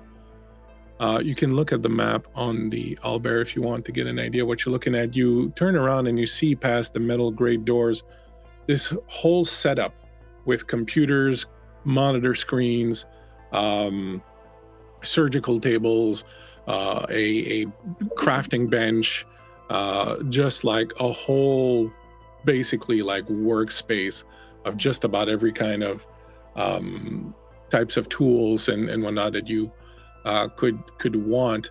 There is a man there. He looks a little bit like little bit like the father in Malcolm in the Middle, Bryan Cranston, Cranston. right? Yeah, so he's got the short sleeve shirt buttoned up. He's got the black glasses, the black frame glasses, and he's got the black slacks and the brown shoes, and the music is playing, and he's doing something at one of the tables, and then like as you approach the grate, he looks over his shoulder and goes, "Oh, wait, yep, come on in. Was expecting you." Hey, Sonnet, everything in this room is known to the state of California to cause cancer. You gonna tell him to stop doing it too? I'm gonna look that up. Yeah, Google box that shit. Anyway. Come on in, doors open. Doors open. Come on. If I may, tie my shoes for a second. Any piece of garbage around that happens to be a little sliver of wood about the same size? Yeah. Great. Take one up. No problem. I'll hold on to that. Thank you. No problem. You walk into his thing. You can see that the monitors show the entirety of the hospital. Of course, he would have seen you coming on that. You can see also, strangely enough, on the monitors, people moving. There are people somewhere in this hospital that you didn't see, that you didn't come across. They're moving around. They're doing things. Not too clear exactly what's happening. As you walk into this room and see this kind of den that he's built for himself, you notice that sort of stands out. There is a portrait that's hanging on the wall. It's framed. It looks like a poster, but like a very old poster, like maybe from the 1920s or something. Those things like, the hand that points and then says like 5 cents, fortunes told, and so on and so forth. And there is an image of a very saintly looking woman in the middle of it. And it says La Madone, fortunes told, 5 cents. And it says Chicago World Fair on it. And it's framed and put up against the wall. And as you come in and look at him, he says, "Oh, you're from Bahari area?" Yeah, she sent us. All right, we have cool. something for Yeah, you. so you're here for the body. Okay, all right, no problem. The body? No, I don't. I think there's a miscommunication. We're here. No, we're here for the body. Yep, sure are. Mm-hmm. Do you have something for me? Something to you? Yes. Yeah. It's out of its plastic bag. And Silver, here you go. Why don't you give this to the professor over here? Here. Oh, I don't think you should be touching that. But He pulls his sleeve down over his hand, and he just like. I don't think you should be touching that. Right up against Silver's chest. Oh, you're not fast enough. Your lips are so fast, but your body isn't. And now I take out the bag with the real item in it, and I hand it over to the professor. Oh. Keep that in mind, Silver. That's why you two weren't coming. And on that note, my friends, we will take this momentary pause to take ourselves a little break.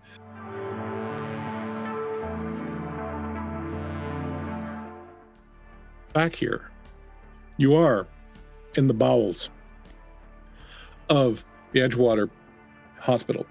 You have found the professor who looks like Bryan Cranston in Malcolm in the Middle. You have handed him over a piece of wood in a Ziploc bag that apparently comes from the cross of Jesus Christ and has given Penance basically the masochistic experience of their life. And he's asked you if you want the body. And after some debate about whether or not the guys were coming or not, we have now reached a point where he looks at you and goes, "Yeah, the body?" You're supposed to tell us where it is. Oh, yeah. I'll totally show you where it is. I'll send someone to guide you. Yep, let's do this. That's it? Yep, not a problem. Well, I gotta ask, though. Are you sure you want the body? Listen, we're just here to follow orders, all right? We're told to give you some wood, and you're going to give us something in return. And so that's what we're here to do. Okay. I mean, your funeral. Had that. You seem kind of concerned. Is there something about the body that we should know? Well, Did I it hit mean- the floor? is that some kind of Mhm. Slipknot reference? Because I'm not into rap. Are you into polka, death metal, jazz? That's true. Fuck, That's true. as a matter of fact, I am. Do you know any good bands?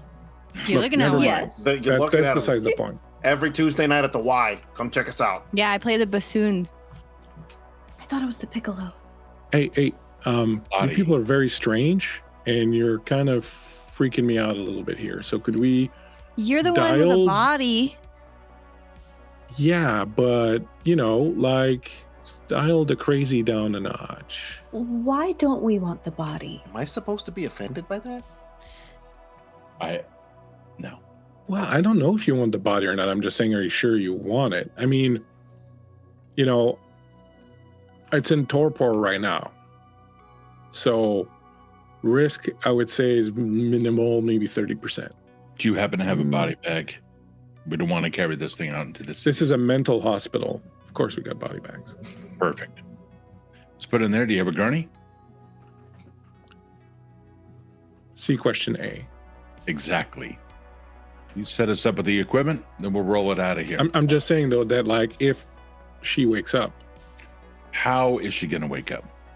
well, who the fuck knows? Like, vampires like her, like, Who is she, if I could ask? I have no clue. So June. how do you know she's like anything? Yeah, do you know who she belongs to? Well, there are like attenuating circumstances. First of all, then there's just like, being smarter than the average, bowling Nat? pin. What? Not- Look, you're not making any sense. Let's dial it down. You're freaking me out. Can we get the body or not, man? Like we're burning night. We're burning the night. We just want the body to go. I'm happy to give you the body. Look, okay, how about this? I'll send someone with you. You go and see the body. You ascertain the situation. And then, if you're still like, yeah, we want to take the body, then you take the body. But my feeling is, you may not want to. I mean, unless you're extreme masochist. We want the body. Penance. I mean, our mistress asked us to get the item. If this is the item, we Mhm. will bring it back to her. Hey, Yes. your funeral. It's cool. Look, I got this. I'm happy. He wiggles the bag, and then he goes over, and you see that frame that he had, that painting, that poster that he had with La Madone, the fortune teller, that looks old and burned a little bit on the sides.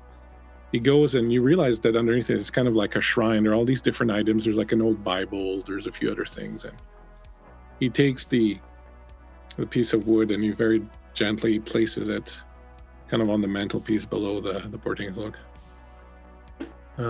Saint Odette. Soon. Very soon. He reaches out and he touches the frame a little bit, and sorry. You're still here? The Yeah, body. you said you were going to get a person. Well, not a person. You have an Are you sure you want the body? Have we talked about that? Are you okay? We Can I have. make No, like a I'm roll? insane. I'm insane. Like I'm fucking like I'm nuts. It's Can I all. make like a perception Listen, He's not lying. roll? listen, Professor.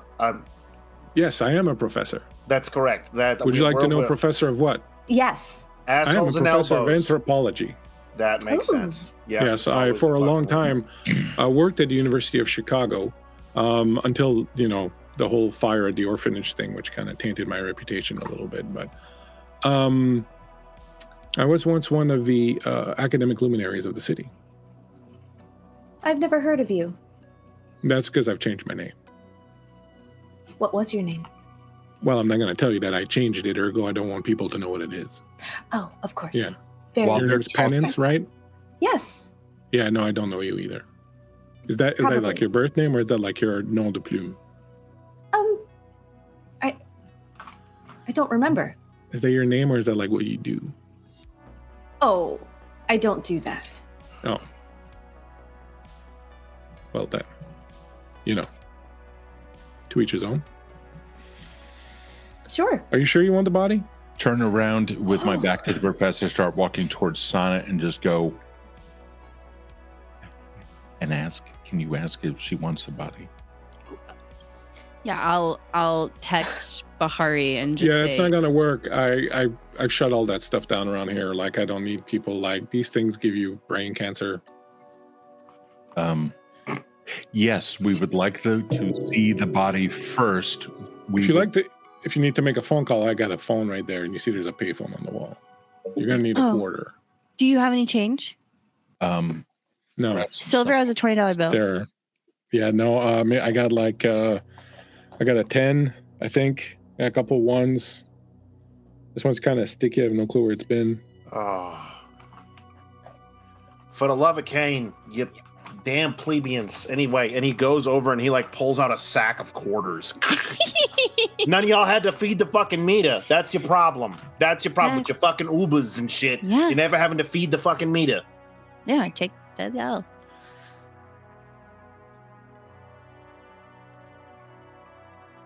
In the meantime, Don't fuck it up. In the meantime, Professor, would you be so kind? Can you get the person who's going to lead us to the body? Yeah, let me get my daughters. Thank you. And he goes over and he stands next to There's more Sonnet. of you? Are you almost done, miss? I need to call my daughters. Oh, hang on, it's ringing. I have a message. Hi, mistress. It's Sonnet. Yeah, that one. We're here with the professor, and we're wondering there's a body, and he wants to know if we really want the body. So if you can give me a call back on 555. Yeah, that's not gonna work. 3. Yeah, there's no incoming. Okay, we'll just get you by. Ignore this message. I'm so sorry to be inconvenience. Okay, bye. Wow, could you hog that phone any longer? Picks up the phone.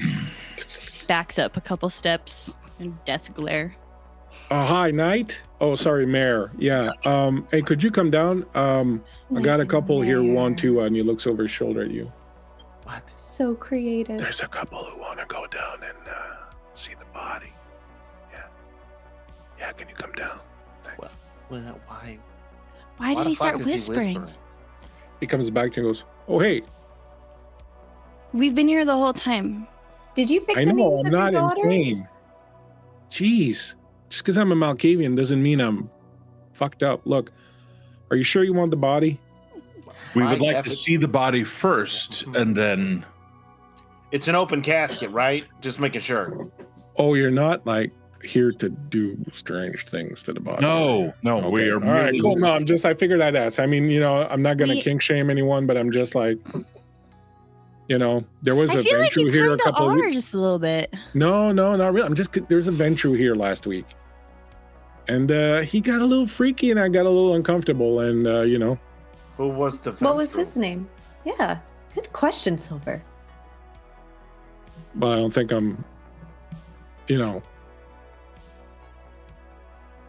attorney-client privilege. You're an Yep. attorney too? You're an attorney? No, I'm a professor. Hey, do you know what I was a professor of? Yeah, Anthropology. anthropology. I'm like Oh, you've heard of me. meandering over to the computers, and I'm kind of just like looking down, and I'm gonna try to ascertain if I can undo the like cell phone block. All right, give me you have a computer skill? Oh, Good question. I don't have computer. There's no computer. Yeah, there's computer. So then you just roll your intelligence Okay. and hope for the best. A lot of you hear footsteps coming down the stairs. Is that knight or mare?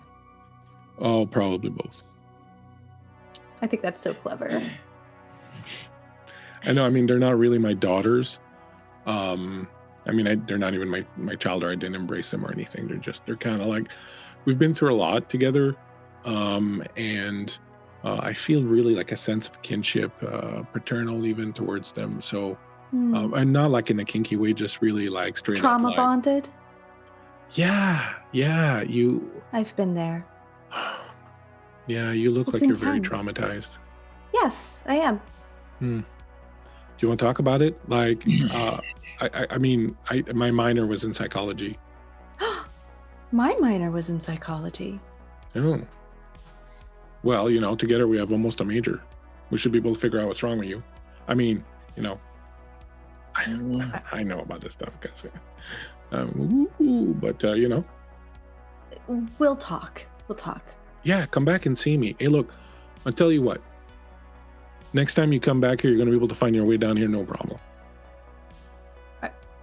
Are you sure? Because I was in the lobby the entire time until I was Yeah, I know, suddenly but here. that was just me playing mind tricks. Look, you come down, we'll hang out. We'll talk young, whatever. It's all good. Can I touch the stick? You can touch the stick if you want. Yeah. Wonderful. It's a date. Yeah. Cool. I have surgical tools too. Oh, we will definitely be talking. What do you know? The time. Oh, the time. Penance picking up yet another fucking psycho. Anyway. And Jacqueline, what'd you get? What was I shooting for? I would say you were shooting for like a 7. A 7. Okay, I got an 8, but I also got a 1. So I think No, that's so what happens now is that you are plucking away at it, and you find a thing, and you click, and then all of a sudden, all the lights go up. Yeah. Well, this is fucking great. I turned my phone flashlight on. That's really annoying. Yeah, what? I clicked the enter button. You had a little screen that was up. I just wanted to turn the little pop-up off, and it turned everything off. Crazy. Very crazy. They call me crazy. In any case, you hear the doors open. You see 2 girls walk in. They look young, but not super young, like, early 20s maybe or something like that. One's got like this like complete yellow rubber raincoat gear on with the pants and the boots and everything. And the other one's got this big blue winter jacket on. They both have these backpacks with like Hello Kitty on them and whatnot. And they come down, they got little pigtails. They look super cute, super. And he's like, hey, these are my daughters, Mare and Knight. Say hello, Mare and Knight. At the same time, they say, hello. Aren't they just so lovely? Precious. You a Kubrick fan, by chance? Just curious. He was a fantastic filmmaker. Yeah, I bet he was. Anyway. All right. We can see the body now? Yeah, Mary Knight will take you there. Not a problem. Hey, look, it was a lot of fun. He goes around, shakes your hands. I do not shake his hand. Aren't you rude? It was a lot of fun. Cautious. Yeah, or rude. It's all good. Okay, look, have fun storming the castle. Don't take the body. Just leave the body there. Like, it's just so better for everyone if you just leave the body there. Why? But you do you. Why is it better? Oh, you know. Yes, I do, but remind me.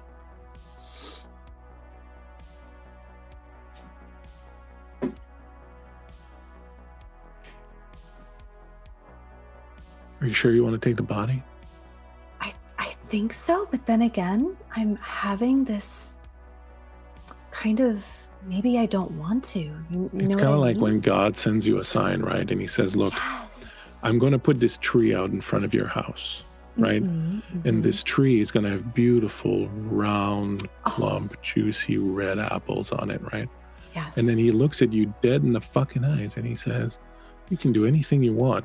You can fucking run around and fuck the rabbit and the squirrels and the fucking fawns all you fucking want. Yeah. Do not eat the apple. And there you are in paradise, fucking naked except for a fig leaf on your fucking whatsits, right? Mhm. And you're looking around and you can do anything you want. You can literally do anything. You can fuck the turtles. You can do anything you want. You can literally do anything you want. And all you're thinking is, I want to eat one of those fucking apples. I want to take one of those apples in my mouth. We're just apple sluts. Yeah. Yeah, I hear that. And you hear God's voice saying, You like that, don't you? fucking apple. Yeah. No, that's not God. Doesn't say that. God says, don't eat the apple. Oh, right.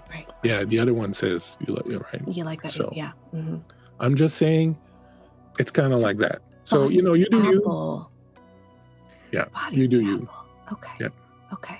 Professor, Bob. Yeah. I have a quick question. That's a Yeah, very nothing is interesting. ever quick here, man. Like, Yeah, I noticed that. You don't get out much these nights, do you? Just. no, I'm wanted, man. I'm wanted. I don't step outside. Yeah, it's showing. You might need to mingle, socialize yourself a little bit. Talking about fucking titles. I'm just saying that's not a good look. That's not me, that's God. Hey, look, all right, look, you're putting words in my mouth here, and I don't like it. Anyways, it's like the apples. Don't eat the apples, all I'm saying. Okay, we won't eat the apples. Good. You're We're gonna just eat the gonna look apple. at- You're we're just gonna gonna look fucking at the eat- You're apple. gonna you're gonna eat the apple. I'm looking at you. You're gonna eat the apple. You're an apple eater. Like, Well, yeah, just Her name's Penance for a reason. yeah. Well, you know what? After this night, if you fucking bring that body out with you, you're all gonna have to fucking make penance. And see, I didn't say do penance because then like it would have turned into a whole sex joke, and I was just like, avoid that whole topic. This gang, they look unhinged. Hey, Mayor and Knight. Okay, let's go over there. Over. Bye. we'll talk later. Don't eat the apples. Okay, well, Yes, you are. okay, I am. You follow Mare and Knight as they open a little door and you start going down. Go through some corridors. You eventually realize that you're in some basement thing. You see a furnace, you see the hot water heater, those things, all ancient, all rusted. You go through all this stuff. Eventually there's a hole in a wall. You go through this hole in a wall and you find yourselves entering the sewers of the city. And the two girls, as they enter the sewers, each pull out these clear plastic umbrellas and hold them up. And continue walking down along the sewers. And at some point, one of them looks over her shoulder and says to you, don't get lost, because they'll eat you. Do we need umbrellas? Yes. Who the fuck is they? Not at liberty to say.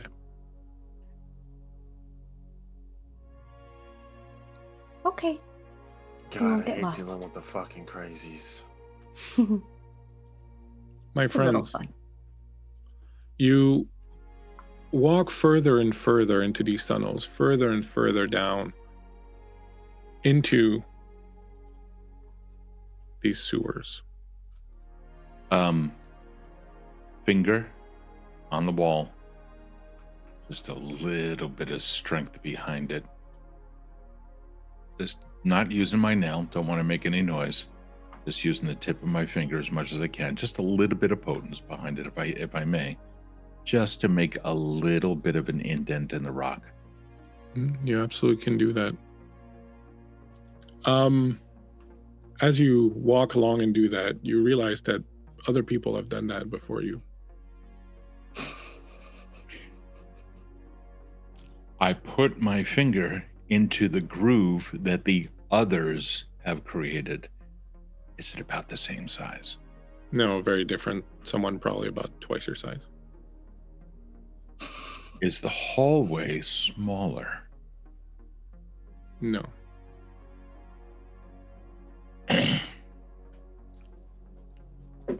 Just keep going.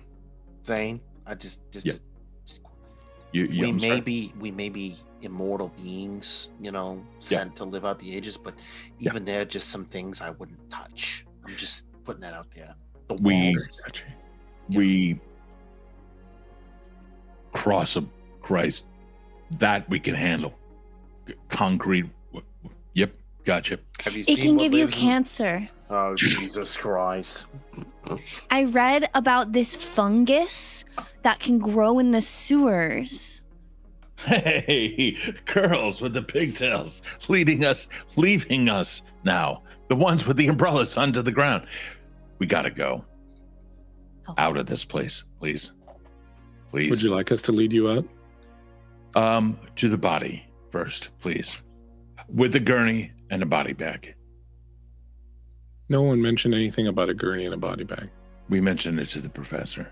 Well, the professor did not mention any such things to us. Brilliant. Then where can we get one in the name of moving forward? They look at each other, and then one of them looks at you. Yes. We'll get you one while you're getting eaten. Sorry. Is there something we should know about the place that we're about to go? Maybe. No? While we're getting eaten. Is it awake? Try not to sound so excited. The sentence sounded Oh, ended no, prematurely. the body is not awake, at least not as far as we know. But bag lunch is down there. I'm sorry. Did you say bagged lunch? No ED, bag lunch, just bag lunch. Somehow that's worse. Are we bag lunch?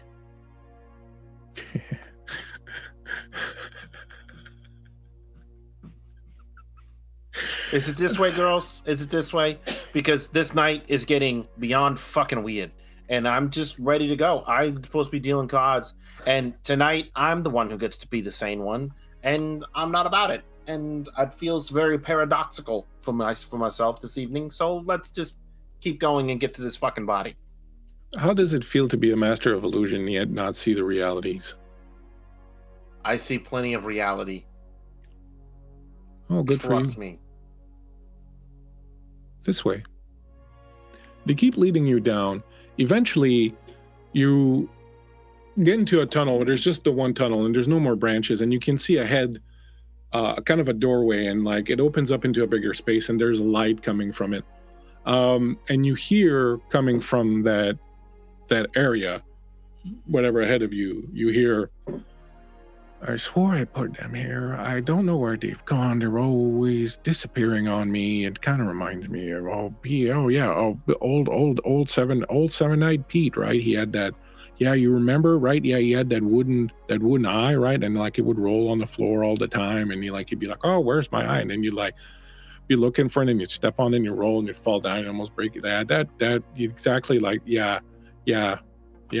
I remember he was a good guy. He was a good guy. He was very nice. He always had room for you. He always had a little bit of hooch. Yeah, he was nice. I mean, I remember back in 1877, I think it was, when I was riding the train out west, and I remember that's where I met him, right? And back then, and this kind of goes on for a little bit. And Knight and Mare and Knight approaching this stop, look at you and go, we'll go and get you a gurney and a body bag.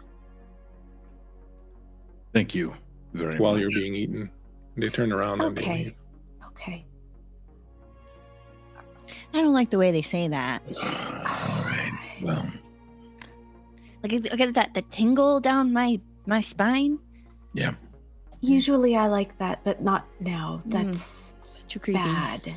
Oh, No. now you're afraid of what's down here. Now you're worried about, getting involved with the crazies. Now you're concerned. Earlier you wanted to go suck off Mr. fucking Professor What's-His-Nuts, but here we are now. I'm fine with the notion that we're getting eaten if there's a word, a preposition after that, but there's not. It's just eaten, period. Mm-hmm. The three of you, I'll go in first. If anything's going to happen, let it happen to me. All right? Okay. Thank you. Oh, look. And Bye. what was great about it was that he would put these little sausages. He had like these little sausages he would cut up, right? And he would cut them up. And he had this really long fingernail. And he would just cut these sausages with. Hi. Oh, Love hey. Sausages. Sausages are fantastic. Hi. Yeah, I heard that about you. Yeah. Two of them, all at once. Bodies. Yes. Body. What about There's one to be picked up. Oh, was that one? And so when you can look at the owlbear if you want to see the map of the area. You'll notice up against one of the walls, there's no other exits except where you came in from. And up against one of the walls, which would be around here, there's like a whole kind of weird thing built up where there's this huge cement block, and you can see rebar sticking out of it. And it's kind of been mounted on kind of like a dais. And you can see a body. It's the body of a woman. She appears to be fairly modern from her clothes. She has like a leather jacket. She has long colored hair. And she is embedded in this cement and this rebar, like she was sunk in it. Right. And so part of her body is sticking out of it, and the rebar is piercing her body in different places and through the jaw and out through the mouth. And a good chunk of her body is in the cement itself. And she's kind of like this, with the pieces of rebar kind of sticking out everywhere around her. Any indication whatsoever that this is someone not in torpor? No, I mean, okay, from where you are. Since Myriad's not here, I'm going to ask it for her. What's her comeliness? Your comeliness. She has a comeliness of come hither. Myriad's like, want it. See, Myriad, you have a reputation. Go back out. You guys are going to want to see this. Does she look at all familiar? Nope. Not in the least. Does she look like the woman in the poster? Nope, not at all. Okay. I also didn't get to describe, or didn't think of describing Baglan. He's this very tall, gangly man. He's very clearly human, like you can see him breathing, and there's heat to him. But he's like a homeless man. He's got this really long coat that's really dirty, and his pockets are full of junk. He's got like this scarf around his neck and this shirt that's just kind of open down. It's got like, it used to be like a gold lame shirt and just kind of hanging down. He's got these pants with holes in them, and he's barefoot. And he's just this tall, kind of hairless dude and kind of very gangly. He looks almost kind of like a vulture. And he's looking at you when y'all come in. Oh, geez, you brought a gang with you. Well, a band. Hi. You don't much look like a band. Bag lunch? Yes, sir. Have we met? No, we've not yet had that pleasure. Zane, Sonnet, Penance, Silver. Hello. Oh. We're here for the body. Yeah. Oh, you're some of them vampire folks. Yeah. Are vampires real? Oh, yes, very much. There's a whole bunch of them living in the hospital just above our head. I believe this one's vampire too. Then The yes, one in the ground? Yeah. Yeah. Wow. Go ahead. Do you happen to know anything about Concretia over here? Or how she got in That's there? good. No, she was like that when I got here. When And was that? Yeah. What do you do? That would have been 2012. Oh, so like 6 years ago. Okay. Yeah. Okay. But do you know the condition of why she found herself in this? No clue. I came in here and she was all Venus de Milo out there, and I was just like, oh, it's like interesting modern art. I never gave much thought to modern art myself. I'm more of a traditionalist, Rockwell paintings, things like that, like, representing a time when things were simpler and just gentler, kindler folk kind of thing. And this whole modern art thing, like someone taking like a urinal and putting it on a pedestal and calling it art, like, I don't know. I don't cotton up to that too much. What? Immaculate taste? Your taste in art is immaculate? Oh, well, thank you very much, young lady. I like to think that I have the eye, as they say. And I've never been much of an artist myself. I was more like, I was kind of given to the hobo lifestyle a lot more than, artistry myself. But I've whittled. Oh, Yeah, what are you doing here? I live here. It's my house. Can you use your whittling skills and expertise to tell us on how we can whittle that one out of that position. Well, I figure you're gonna need yourself some tools unless you're in one of them vampires that can like lift 57 Chevys over their heads. I would figure maybe gonna need like some chisels and maybe a jackhammer or whatnot. But I mean, I'd be thinking you risk maybe damaging her, which I'm assuming you don't want to do. And then there's also the fact you might wake her, which I'm assuming you don't want to do because anyone takes the time to sink someone in concrete like that. One thing it means is that they could not kill them. Who is they and them? I don't know. Who the fuck put her in there? What do I know? I was here in 2012. I wasn't here before then. Of course, yeah. Am I a historian? I don't, I'm going to kill him. No, don't. He's interesting. So, lunchbox, lunch bag lunch, whatever the fuck your name is. Lunch, yeah. Bag lunch, yeah. Yeah, let me ask you something. When was the last time you've gotten your special drink or your special treats? Oh, I mean, I do it nightly. As you can see, I got a spigot installed and everything. He's not lying because as he says this, you look over and you do realize that, in fact, there is a spigot installed in the woman that is in the cement block. You got to replenish it. Like the first time I realized, after a couple nights I ran out and then I was like, what the hell? But then I realized, you replenish it, so lure a couple of people down here, do the deed. As he's saying that, you do realize there is a coppery, bloody smell sort of emanating from some of the garbage piles, smell of rotting meat, perhaps also. So, are you her particular guardian, one might say? Or would you be at all upset if perhaps we were to remove her from her current place? Well, I'd much rather you didn't. I mean, unless you got something to trade, because you know what? I was feeling like I was getting kind of stiff, getting a little, I'm no spring chicken, right? And I was kind of like, feeling a little stiff in the joints, and, the old woo wasn't working as well anymore. But then I started drinking her blood. And since then, I got to tell you, I feel pretty good. I'll tell you what, I'll trade you something. For her. What you going to trade me, son? He reaches into his back pocket, right? And again, because he can, he's going to use some of that wonderful chemistry and hold up. This is a first edition, first printing Mickey Mantle card. This is worth easily $75,000 at any pawn shop.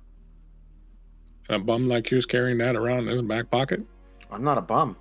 You're dressed like a bum. And coming it's from a a bum, Cubby shirt. What do you think? You got something against the Cubbies? Huh? White Sox. I'm killing him. Yes. Right now, I'm killing him. All right. Come here, you lanky son of a bitch. I'll tell you what's up. As this thing is going on, what are Penance and Sonnet doing? Penance is going to take a page out of Silver's book. Now, hold on. We don't need to hurt him. Now, Bag Lunch, you are a man of quality, impeccable taste. I can tell. The fuck he is. White Sox. Listen. Sports aside, you have a certain je ne sais quoi about you, wouldn't you say?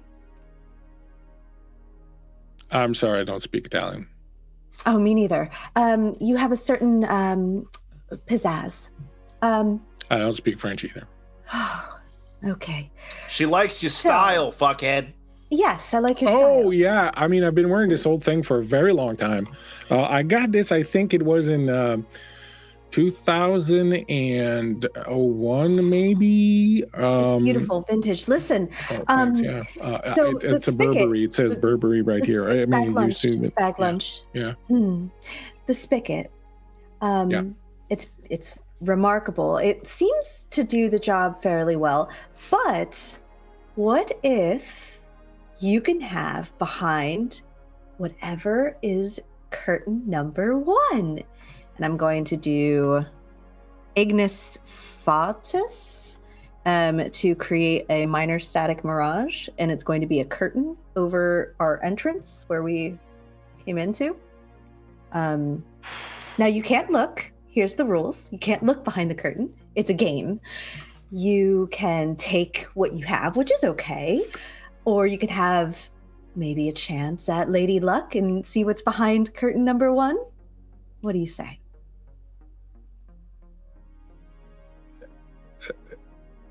Isn't that just the sewer tunnel back there? Well, yes, but we brought you something because you are our 1,000th subscriber.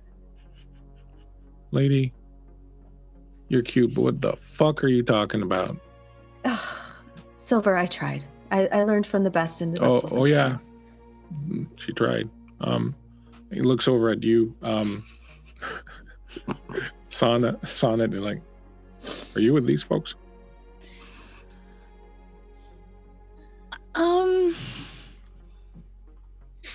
Yes. Okay, then. They're good people.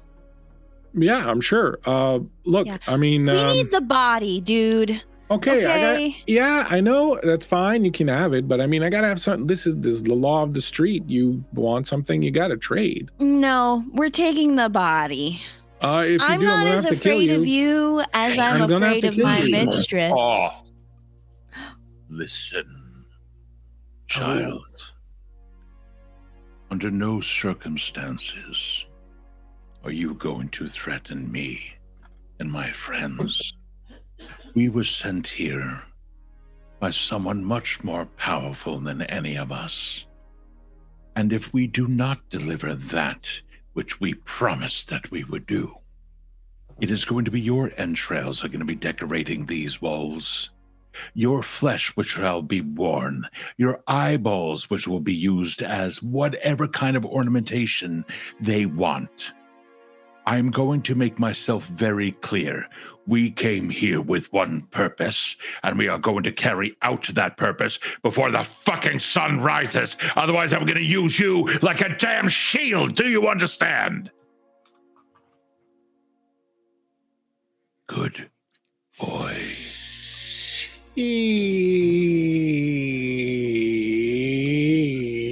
Shit, son. Holy mackerel. You have some fucking juice in you. Holy, you should be fucking somewhere leading armies. You're like fucking Spartacus and fucking Julius Caesar and goddamn fucking Napoleon all rolled into one. Like I think I fucking peed myself, and I hadn't peed myself since at least yesterday. So fucking bravo, son. Bravo.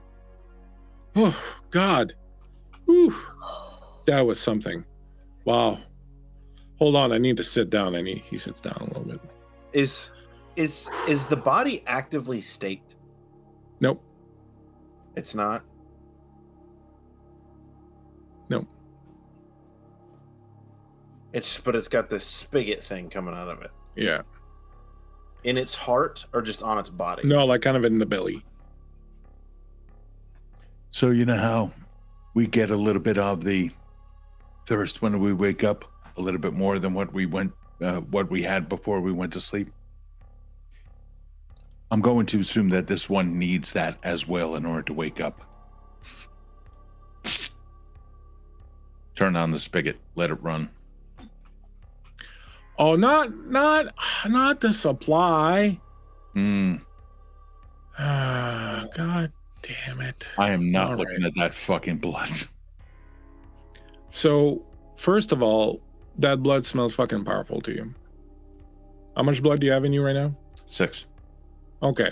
So, you can smell it. You can smell that blood. That blood's got potency in it galore. I would like everyone except Zane, who's fucking focused on the blood right now, to give me a perception roll, a wits and alertness roll. Sorry, I might be lying through my teeth. A perception and alertness roll. Difficulty? I'm gonna say 5. 1, 2, 3, 4. 1 success.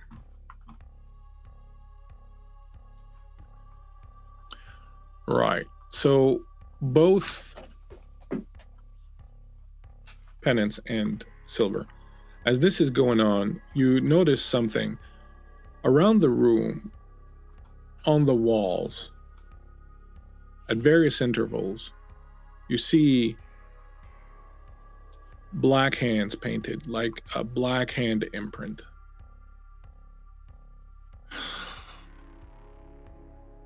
At various intervals around the wall.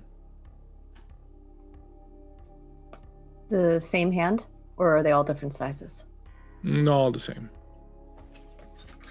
I don't see this. Right? No, you're like, oh, I like was trying not to. I said I'm not going to look at that blood. Okay, you're not looking at it. All right. So No, you're actively trying not. Yeah, no. I turned it on. I'm not looking at it because I don't know what he's going to do. And he's standing up. He's taking off his jacket. Yeah. God damn it! Every fucking time he's taking off his trench coat and he's folding it and he's putting it away and he's taking off his shirt. Don't do so let's go around the table and tell me what you're doing. I'll start with Kurt. What are you doing? Possibly breaking the game. I am going to quick as shit clamber up to the on top of the concrete where the body's at. Mm-hmm. And literally slit my arm open across one of the chunks of rebar and press it against the vampire's face.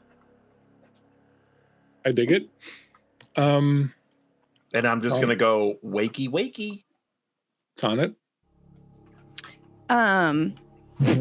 Okay, so this lunchbox is undressing. He's undressing, yeah. Yeah.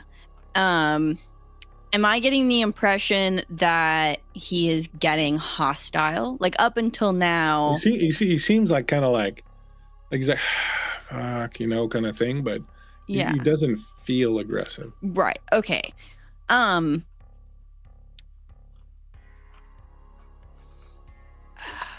think I step away from the group a little bit towards where the illusion of the curtain is, and kind of just get a quick assessment of the people in the room, just kind of understand what they're doing. All right. So I'll tell you the ones that I know. So from where, if you're near the door, right near the center of it is Bag Lunch undressing.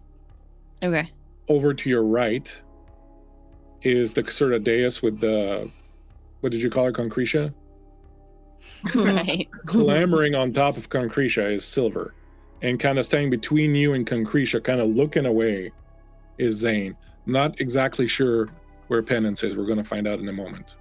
I'm watching Bag Lunch. That's my entire focus. I think I want to investigate a little the hands and the garbage, like all of the items, like clues. I think I'm going to use my expansive literary repertoire to find out if there are,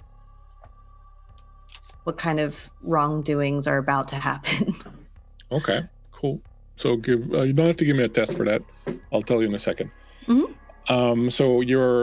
So we'll say that Penance is kind of over off to the side a little bit, kind of investigating. So yeah.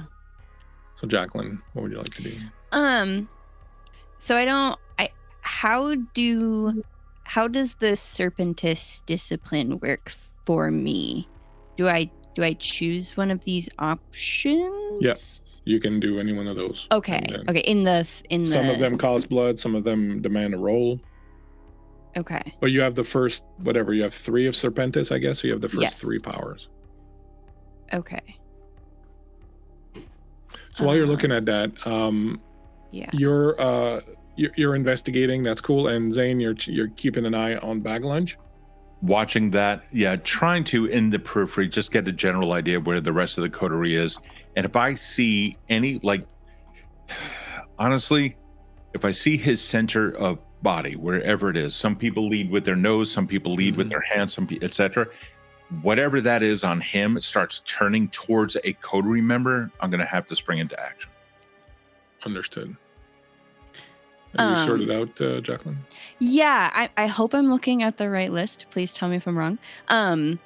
Can I use the eyes of the serpent on him? Sure, you can definitely try. So I kind of like try to catch his gaze and try to just like allure him towards me, and kind of immobilize him. Okay. There's a roll with that, I'm sure. Probably. Hang on. So while you're looking that up, Penance, you're going around, you're sort of looking, you notice these handprints look a few years old, like they're not fresh, like, maybe a decade-ish.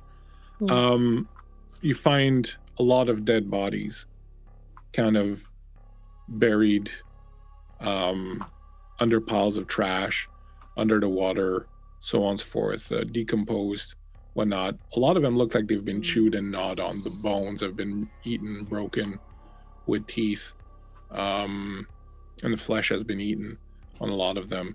I will say, just because you notice all of them have wounds that suggest they were exsanguinated at some point, like their throats cut or something like that. But they've all definitely been kind of partially eaten and gnawed on by a fairly large maw with very sharp teeth. And the rest of the stuff is just junk that Bag Lunch has picked up over the years. Nothing that would give you anything of great intelligence. Okay. I think Penance is gonna just kind of do a slow little circle around, just kind of meandering, and then as she goes to each person, she's gonna be like, "There's bodies, and they've been chewed on, and something with big teeth and a bigger mouth," and just like kind of. You also notice in your perambulations and your investigations, hiding amongst a bunch of other detritus, what appears to be the handle of one of those swords like you see in Japanese films, sometimes a katana, but it's white. The wrapping around the hilt is white, and the scabbard is white. And it's kind of like under a bunch of other stuff. Okay. I'll tell that to Zane. What's up, kid? As I pass by, I'll say the same thing I said to everybody else, but then I'll add, and there's a katana under the dirt garbage pile over there. White handle. I don't know how to use that. Oh, shit. Okay, I'll tell Silver. And I'll step back. And that's when you realize Silver is clambering on top of the thing. Jacqueline, what do you got? Okay, so it's actually called Enchanting Gaze, and it says no roll is required. As long as I have it active, I have a -1 to my social actions, and I can have one creature under my paralyzing gaze until they feel threatened, and then they can basically for free come out. If they're supernatural, they can spend a willpower to try to get out. So you lock eyes with him. Your eyes turn into snake eyes. Mm-hmm. And you kind of start staring at him, and you're like, "Oh, Bag Lunch." And he looks at you and goes, he starts to sway a little bit.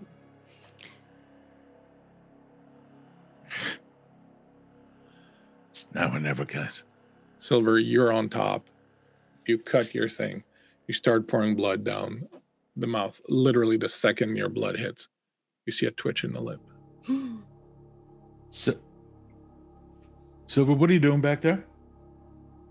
You lose a point of blood. Like, if bleeding. you look, all you do is you see him grin. Are you fucking bonding that? See the lips start to move. Bag Lunch is still swaying. I'm gonna go back for the sword. Are you fucking bonding her? No. You reach down, grab the sword. Just waking her up. 2 points of blood, Silver. Why? Oh, I will will it to go faster. The tongue moves, reaches out, Why? looking for more dead blood. I'm gonna try to stab him with the sword. Silver?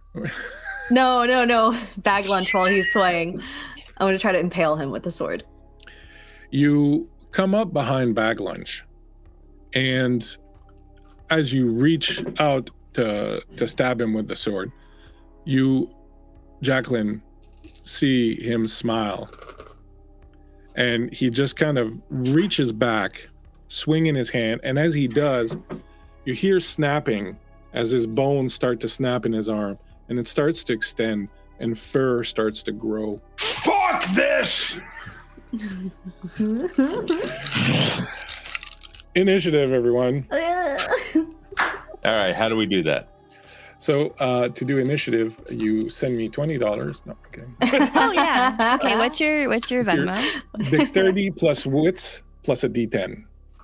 I'm sorry, what plus wits plus D10? Dexterity plus wits. Oh, dex plus wits. Thank you. Plus a D10. 6, 7. Got it.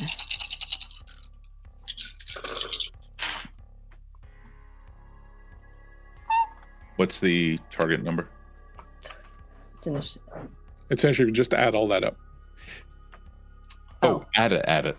Yeah. 35.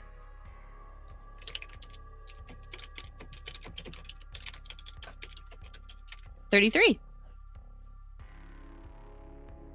33. 34. Okay. You realize you're adding your dexterity plus your wits, which is going to be about 7. And then you roll a D10. I'm not sure how people are getting 30. Oh, We were totaling rolling the that numbers. many dice and adding them all Rolling. together. Yeah. You said, There's a lot of math. No, boys. that's fine. You got Okay. it. You got it. Okay. We got to do this separately. Okay. I totally understand where the confusion comes because the rolls are like that. 12. No, you 15. 15.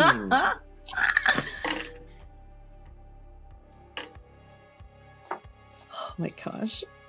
I have Ooh. 5 dice in my pool. You want me to draw a sum? I want of you- those? No, I want you to tell me what's your dexterity. It's 2. Wits is 2, and then 2, it says so that's plus 4. D10. So now you roll a D10 and you add 4 to it. There it is. 13.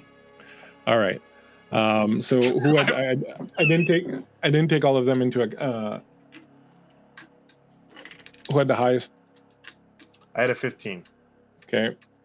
Who else? I had a 12. Who else? I have an Erin? 8. I think I'm 8 at the for bottom. Jacqueline. How much did you get, Steve? 13. Okay, so it's Kurt. I think it's Kurt, Steve, Erin, and Jacqueline. Is that right? Okay. Yes. Yeah. Actually, it's Baglunch because he's got 18. So he turns around, backhands you. As I said, you see fur growing. His hands are elongated into claws. Jacqueline, as you're staring at him, you see his legs snap, his knees bend backwards, and he's getting these and he's starting to grow. And his face elongates into a muzzle. You see long ears pull out, skin that is mottled and rotten is spreading all over his body. And before you stands a Kreenosed werewolf. Does he have? Does this werewolf have like open sores and weirdness all over them? Yeah. I don't know anything about that in character. That's cool. That's cool. We are so fucked. Okay, we got this. So you can roll. So we're going to do this. We only have about like 15 minutes. I don't want to go over time. So we're going to do it a little bit loosey-goosey, okay? So I'm just going to kind of just bear with me, okay? So he turns around and he backhands you and he clips you right across the jaw. And you go flying back, all right? Yeah. Penance. You go flying back a little bit. You still got the sword. It's still in your hand. Okay. You go flying back. You land in a bunch of garbage. You've taken a couple of wounds. Blood's dripping out of your mouth. He turns around and he's kind of like fully Kreenosed and he hears you screaming. So first is Kurt. Kurt, what are you doing? I am willing this creature alive You are just pouring that blood down in there. till I get down to about 3. Like, that's where I will stop. All right. So you pour down the 3rd point of blood. And as you do, her eyes open up and she looks at you. Wakey, wakey. and she reaches out and she grabs you and she pulls you to her and she bites down into your neck. Do you want to try to resist? I will resist, yes. Okay. So roll your strength. Just flat strength? Just flat strength, yeah. All right. Difficulty? Your difficulty is 8. 8. I only have 1 critical success. Okay. So she grabs and she pulls you and she bites down into you. You're going to take an aggravated wound from the bite. Okay. As she just bites into you, and this feeling of euphoria is starting to spread through you. A lot of you see this behind the Kree-nosed werewolf. Next is Steve. All right. As best as I can, spring up. The intention is to just grab him by the body, and he's fully transformed now? I would say he's almost there. He's like 3/4 into it. Yeah, no. Okay. And now the middle of the map looked like it was just a bunch of fluid. Is there? Yeah. Okay. Yeah. He was in that? Well, you would have been standing on the side. You wouldn't have been standing in it per se. You would have been like just on the edge of it, like sitting on the box. Thank you. Assuming that Zane is by the feet, where the feet of her would be in the concrete. Yeah. Brujah. Where is bag lunch? So if you look at the map. Yeah. Look over at the map. Yep. So she is over here. Yep. Okay. He would have been like over here somewhere. Oh, that's fucking perfect. And Silver is behind me with her. Okay, that's perfect. Launch after. The intention is to grab by a belt, fur, belly fat. If not, I'll make a new hole. Grab from the chest. We're going to be bench pressing this fucker and tossing it directly at Silver. Repeat what you just said. What are you throwing at him? Bag lunch. You're grabbing bag lunch. Oh, and you're throwing it at Concretia? At Silver to break that bond. I'm not getting close to it. How much potence do you have? 2.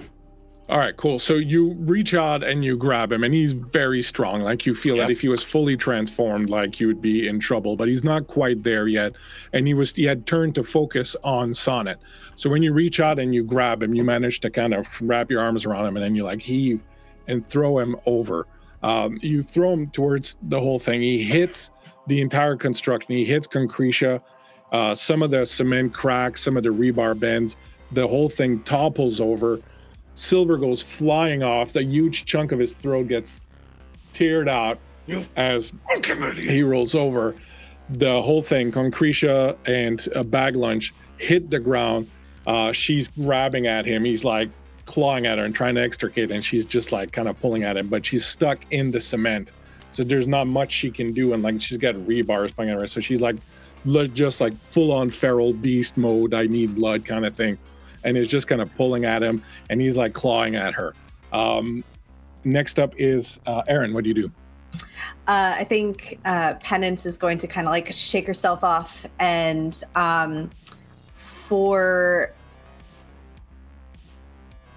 gonna try to maybe slice and dice a little bit with the sword. She's feeling like running up to kind of add to the chaos isn't such a bad idea. All right, who you slicing and dicing? Fucking Bag Lunch. He hit me. You don't hit a lady. Do you have a melee skill? Do you have an armed combat skill? Oh, that would actually be a great thing to have, wouldn't it? I do. I have 1 dot in melee, and I have. That's excellent. That's good enough. Yep. So you come up behind him and you plant the sword down. You aim for something that looks soft and vital, and you kind of push it in. It goes in. It goes in like a hot knife in butter, and you're just like pushing this thing in. Baglin screams when he does. You can see all these little maggots that start crawling out from under his skin and start crawling towards you, and he's just screaming in pain. And this vampire is just like kind of hauling him and kind of like trying to drag him towards her. And you stab him, and then like you kind of get pushed back a little bit as he's struggling. His leg kicks out and kind of claws furrows into your stomach. Sonnet. Okay, so I used some Serpentis to kind of like get his attention Can I also use that discipline to do something else if I have dots available? Yeah, if they, so Yeah? you don't Okay. spend the dots. The dots just tell you what level. How you far? can use. Okay, Yeah. excellent. So then I'm gonna kind of I'm gonna use Typhonic Maw. Basically, I become very like spindly and snake-like, and I'm gonna kind of like wrap myself around the female vampire to kind of like entrap her in kind of like serpentine vibe to get her away from Silver. Oh no, Silver. So yeah, I'm very sorry. So you may retake your action because Silver has been bowled away from her when the werewolf was thrown at them and knocked Silver away. And so I was saying like I'm still gonna do the same thing, but just to like kind of grasp her in the idea of like grappling her away. And she's like up to here in concrete. Yeah, I would say more because the spigot was in her belly, so I would say like her hips down are in the concrete. Thank you. And one of her arms is like stuck in rebar kind of thing. Okay. So you start wrapping yourself around her, and like she's just like this full-on beast vampire mode. The second you start doing that, she starts trying to bite you instead of this thing. At 18, the werewolf goes again, and now that you've distracted her from him, he pulls the sword out of his sides and he drops it on the ground, and he turns around and you can see these massive claws of his, and he just reaches in and he plants them right in the chest of this vampire, and like they sink in, and he's just like kind of clawing into her chest and sort of ripping at her, and she's like going crazy. She's trying to grab you and pull you to her. Kurt, what do you do?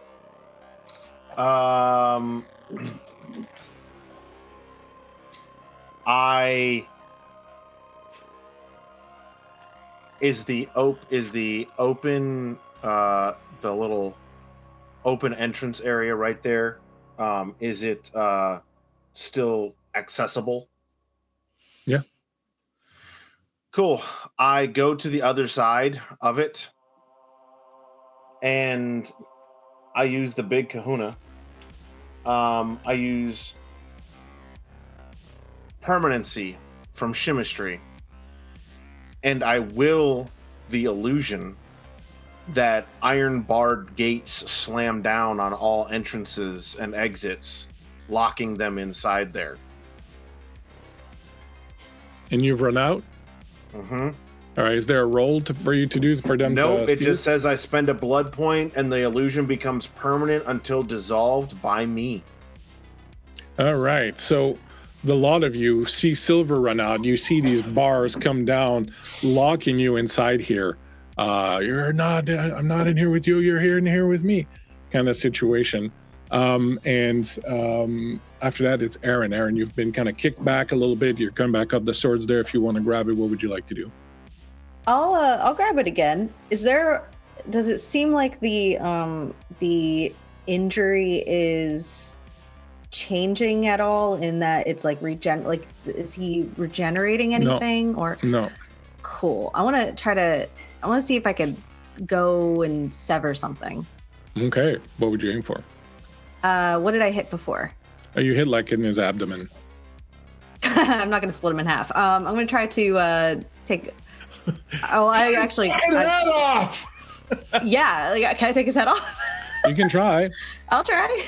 All right. So I'm going to make you roll that one. All right. All right. So you're going to roll your strength and your melee. All right. What is my strength? Where the fuck does Silver go? What the fuck are these gates? Oh shit! I have 1 success. No, okay. So with 1 success, I'm gonna say you don't get his head, but you come in and you give him a good whack, and the sword goes in very deep. Oh. Blood, this black ichorish blood starts to like fly out of it as like you're hitting him with this sword sort of over and over. He's like screaming. He's trying to claw at you. And Jacqueline. I think so. He has his claw in her chest, right? Yeah. I think I'm gonna slither up his arm, and kind of start wrapping around his neck, and just try to squeeze really tightly. Like around where the... Yeah, you wrap around him, you start squeezing, you feel him trying to like break you, like he's very strong, but he's fading because he's got this huge wound in his neck. The other wound that was getting in the story, you're trying to constrict him. At the end of this turn, it is her turn. And she, now that you're gone and I've left her, she turns around and looks at the werewolf. And now that he's kind of wounded and being held, she grabs him and she sinks her teeth in him. And as she does, darkness, inky black darkness fills the room, completely silent. You don't hear, you don't see anything. Outside, Silver, you see this. The room goes entirely black. You can't hear anything coming from it anymore. From behind you, you hear, do you still need this? Yeah, probably. What do you do? I just tell him, enjoy the show. It's fucking pitch black. We can't see anything. It won't be for long. The three of you are in complete darkness, complete silence. You feel him start struggling, Jacqueline, as you're wrapped around him. The lot of you are just staying there, completely devoid of the ability to see or hear. You're starting to freak out. And then suddenly, the light's back on. The sound comes back to you. It's almost like you're breathing again after having not been able to breathe for a while. When you come back to, the werewolf is dead. The vampire is just eating away at him, just literally just like at his neck, just drinking and drinking. Still in concrete? Yeah. She's drinking. The body starts to shrink. It leaves Krino's form, returns into human form. After a moment, she stops. She drops the husk.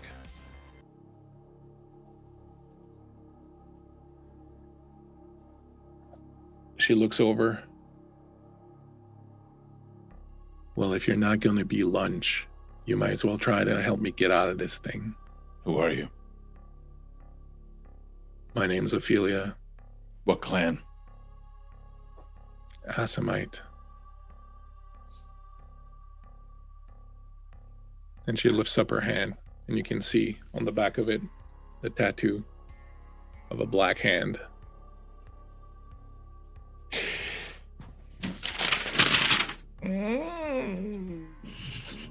Would I know what those black hands are? Give me a, just give me a D10 and give me like, you have a 30% chance. I'll say a 40% chance of knowing. 3. Well, were you lowering a high or low? I don't know. You're the storyteller. You have heard stories of packs of Sabbat, elite killers of the Sabbat. The black hand. Okay.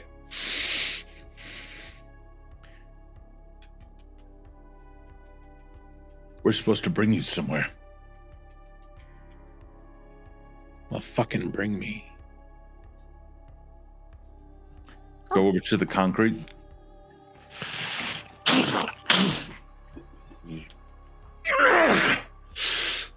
Can I lift her and the concrete with the fucking rebar up and out? So here's my question: would you want to break her free, or do you want to keep her in there? I want to keep that shit in there. No problem. So you grab it, you lift that. The two Malkavens outside with you, Silver. We're going to need a bigger gurney. Probably. Silver, what the fuck are you doing out there? Get her out. There's a gate in the way. I know. Get her out.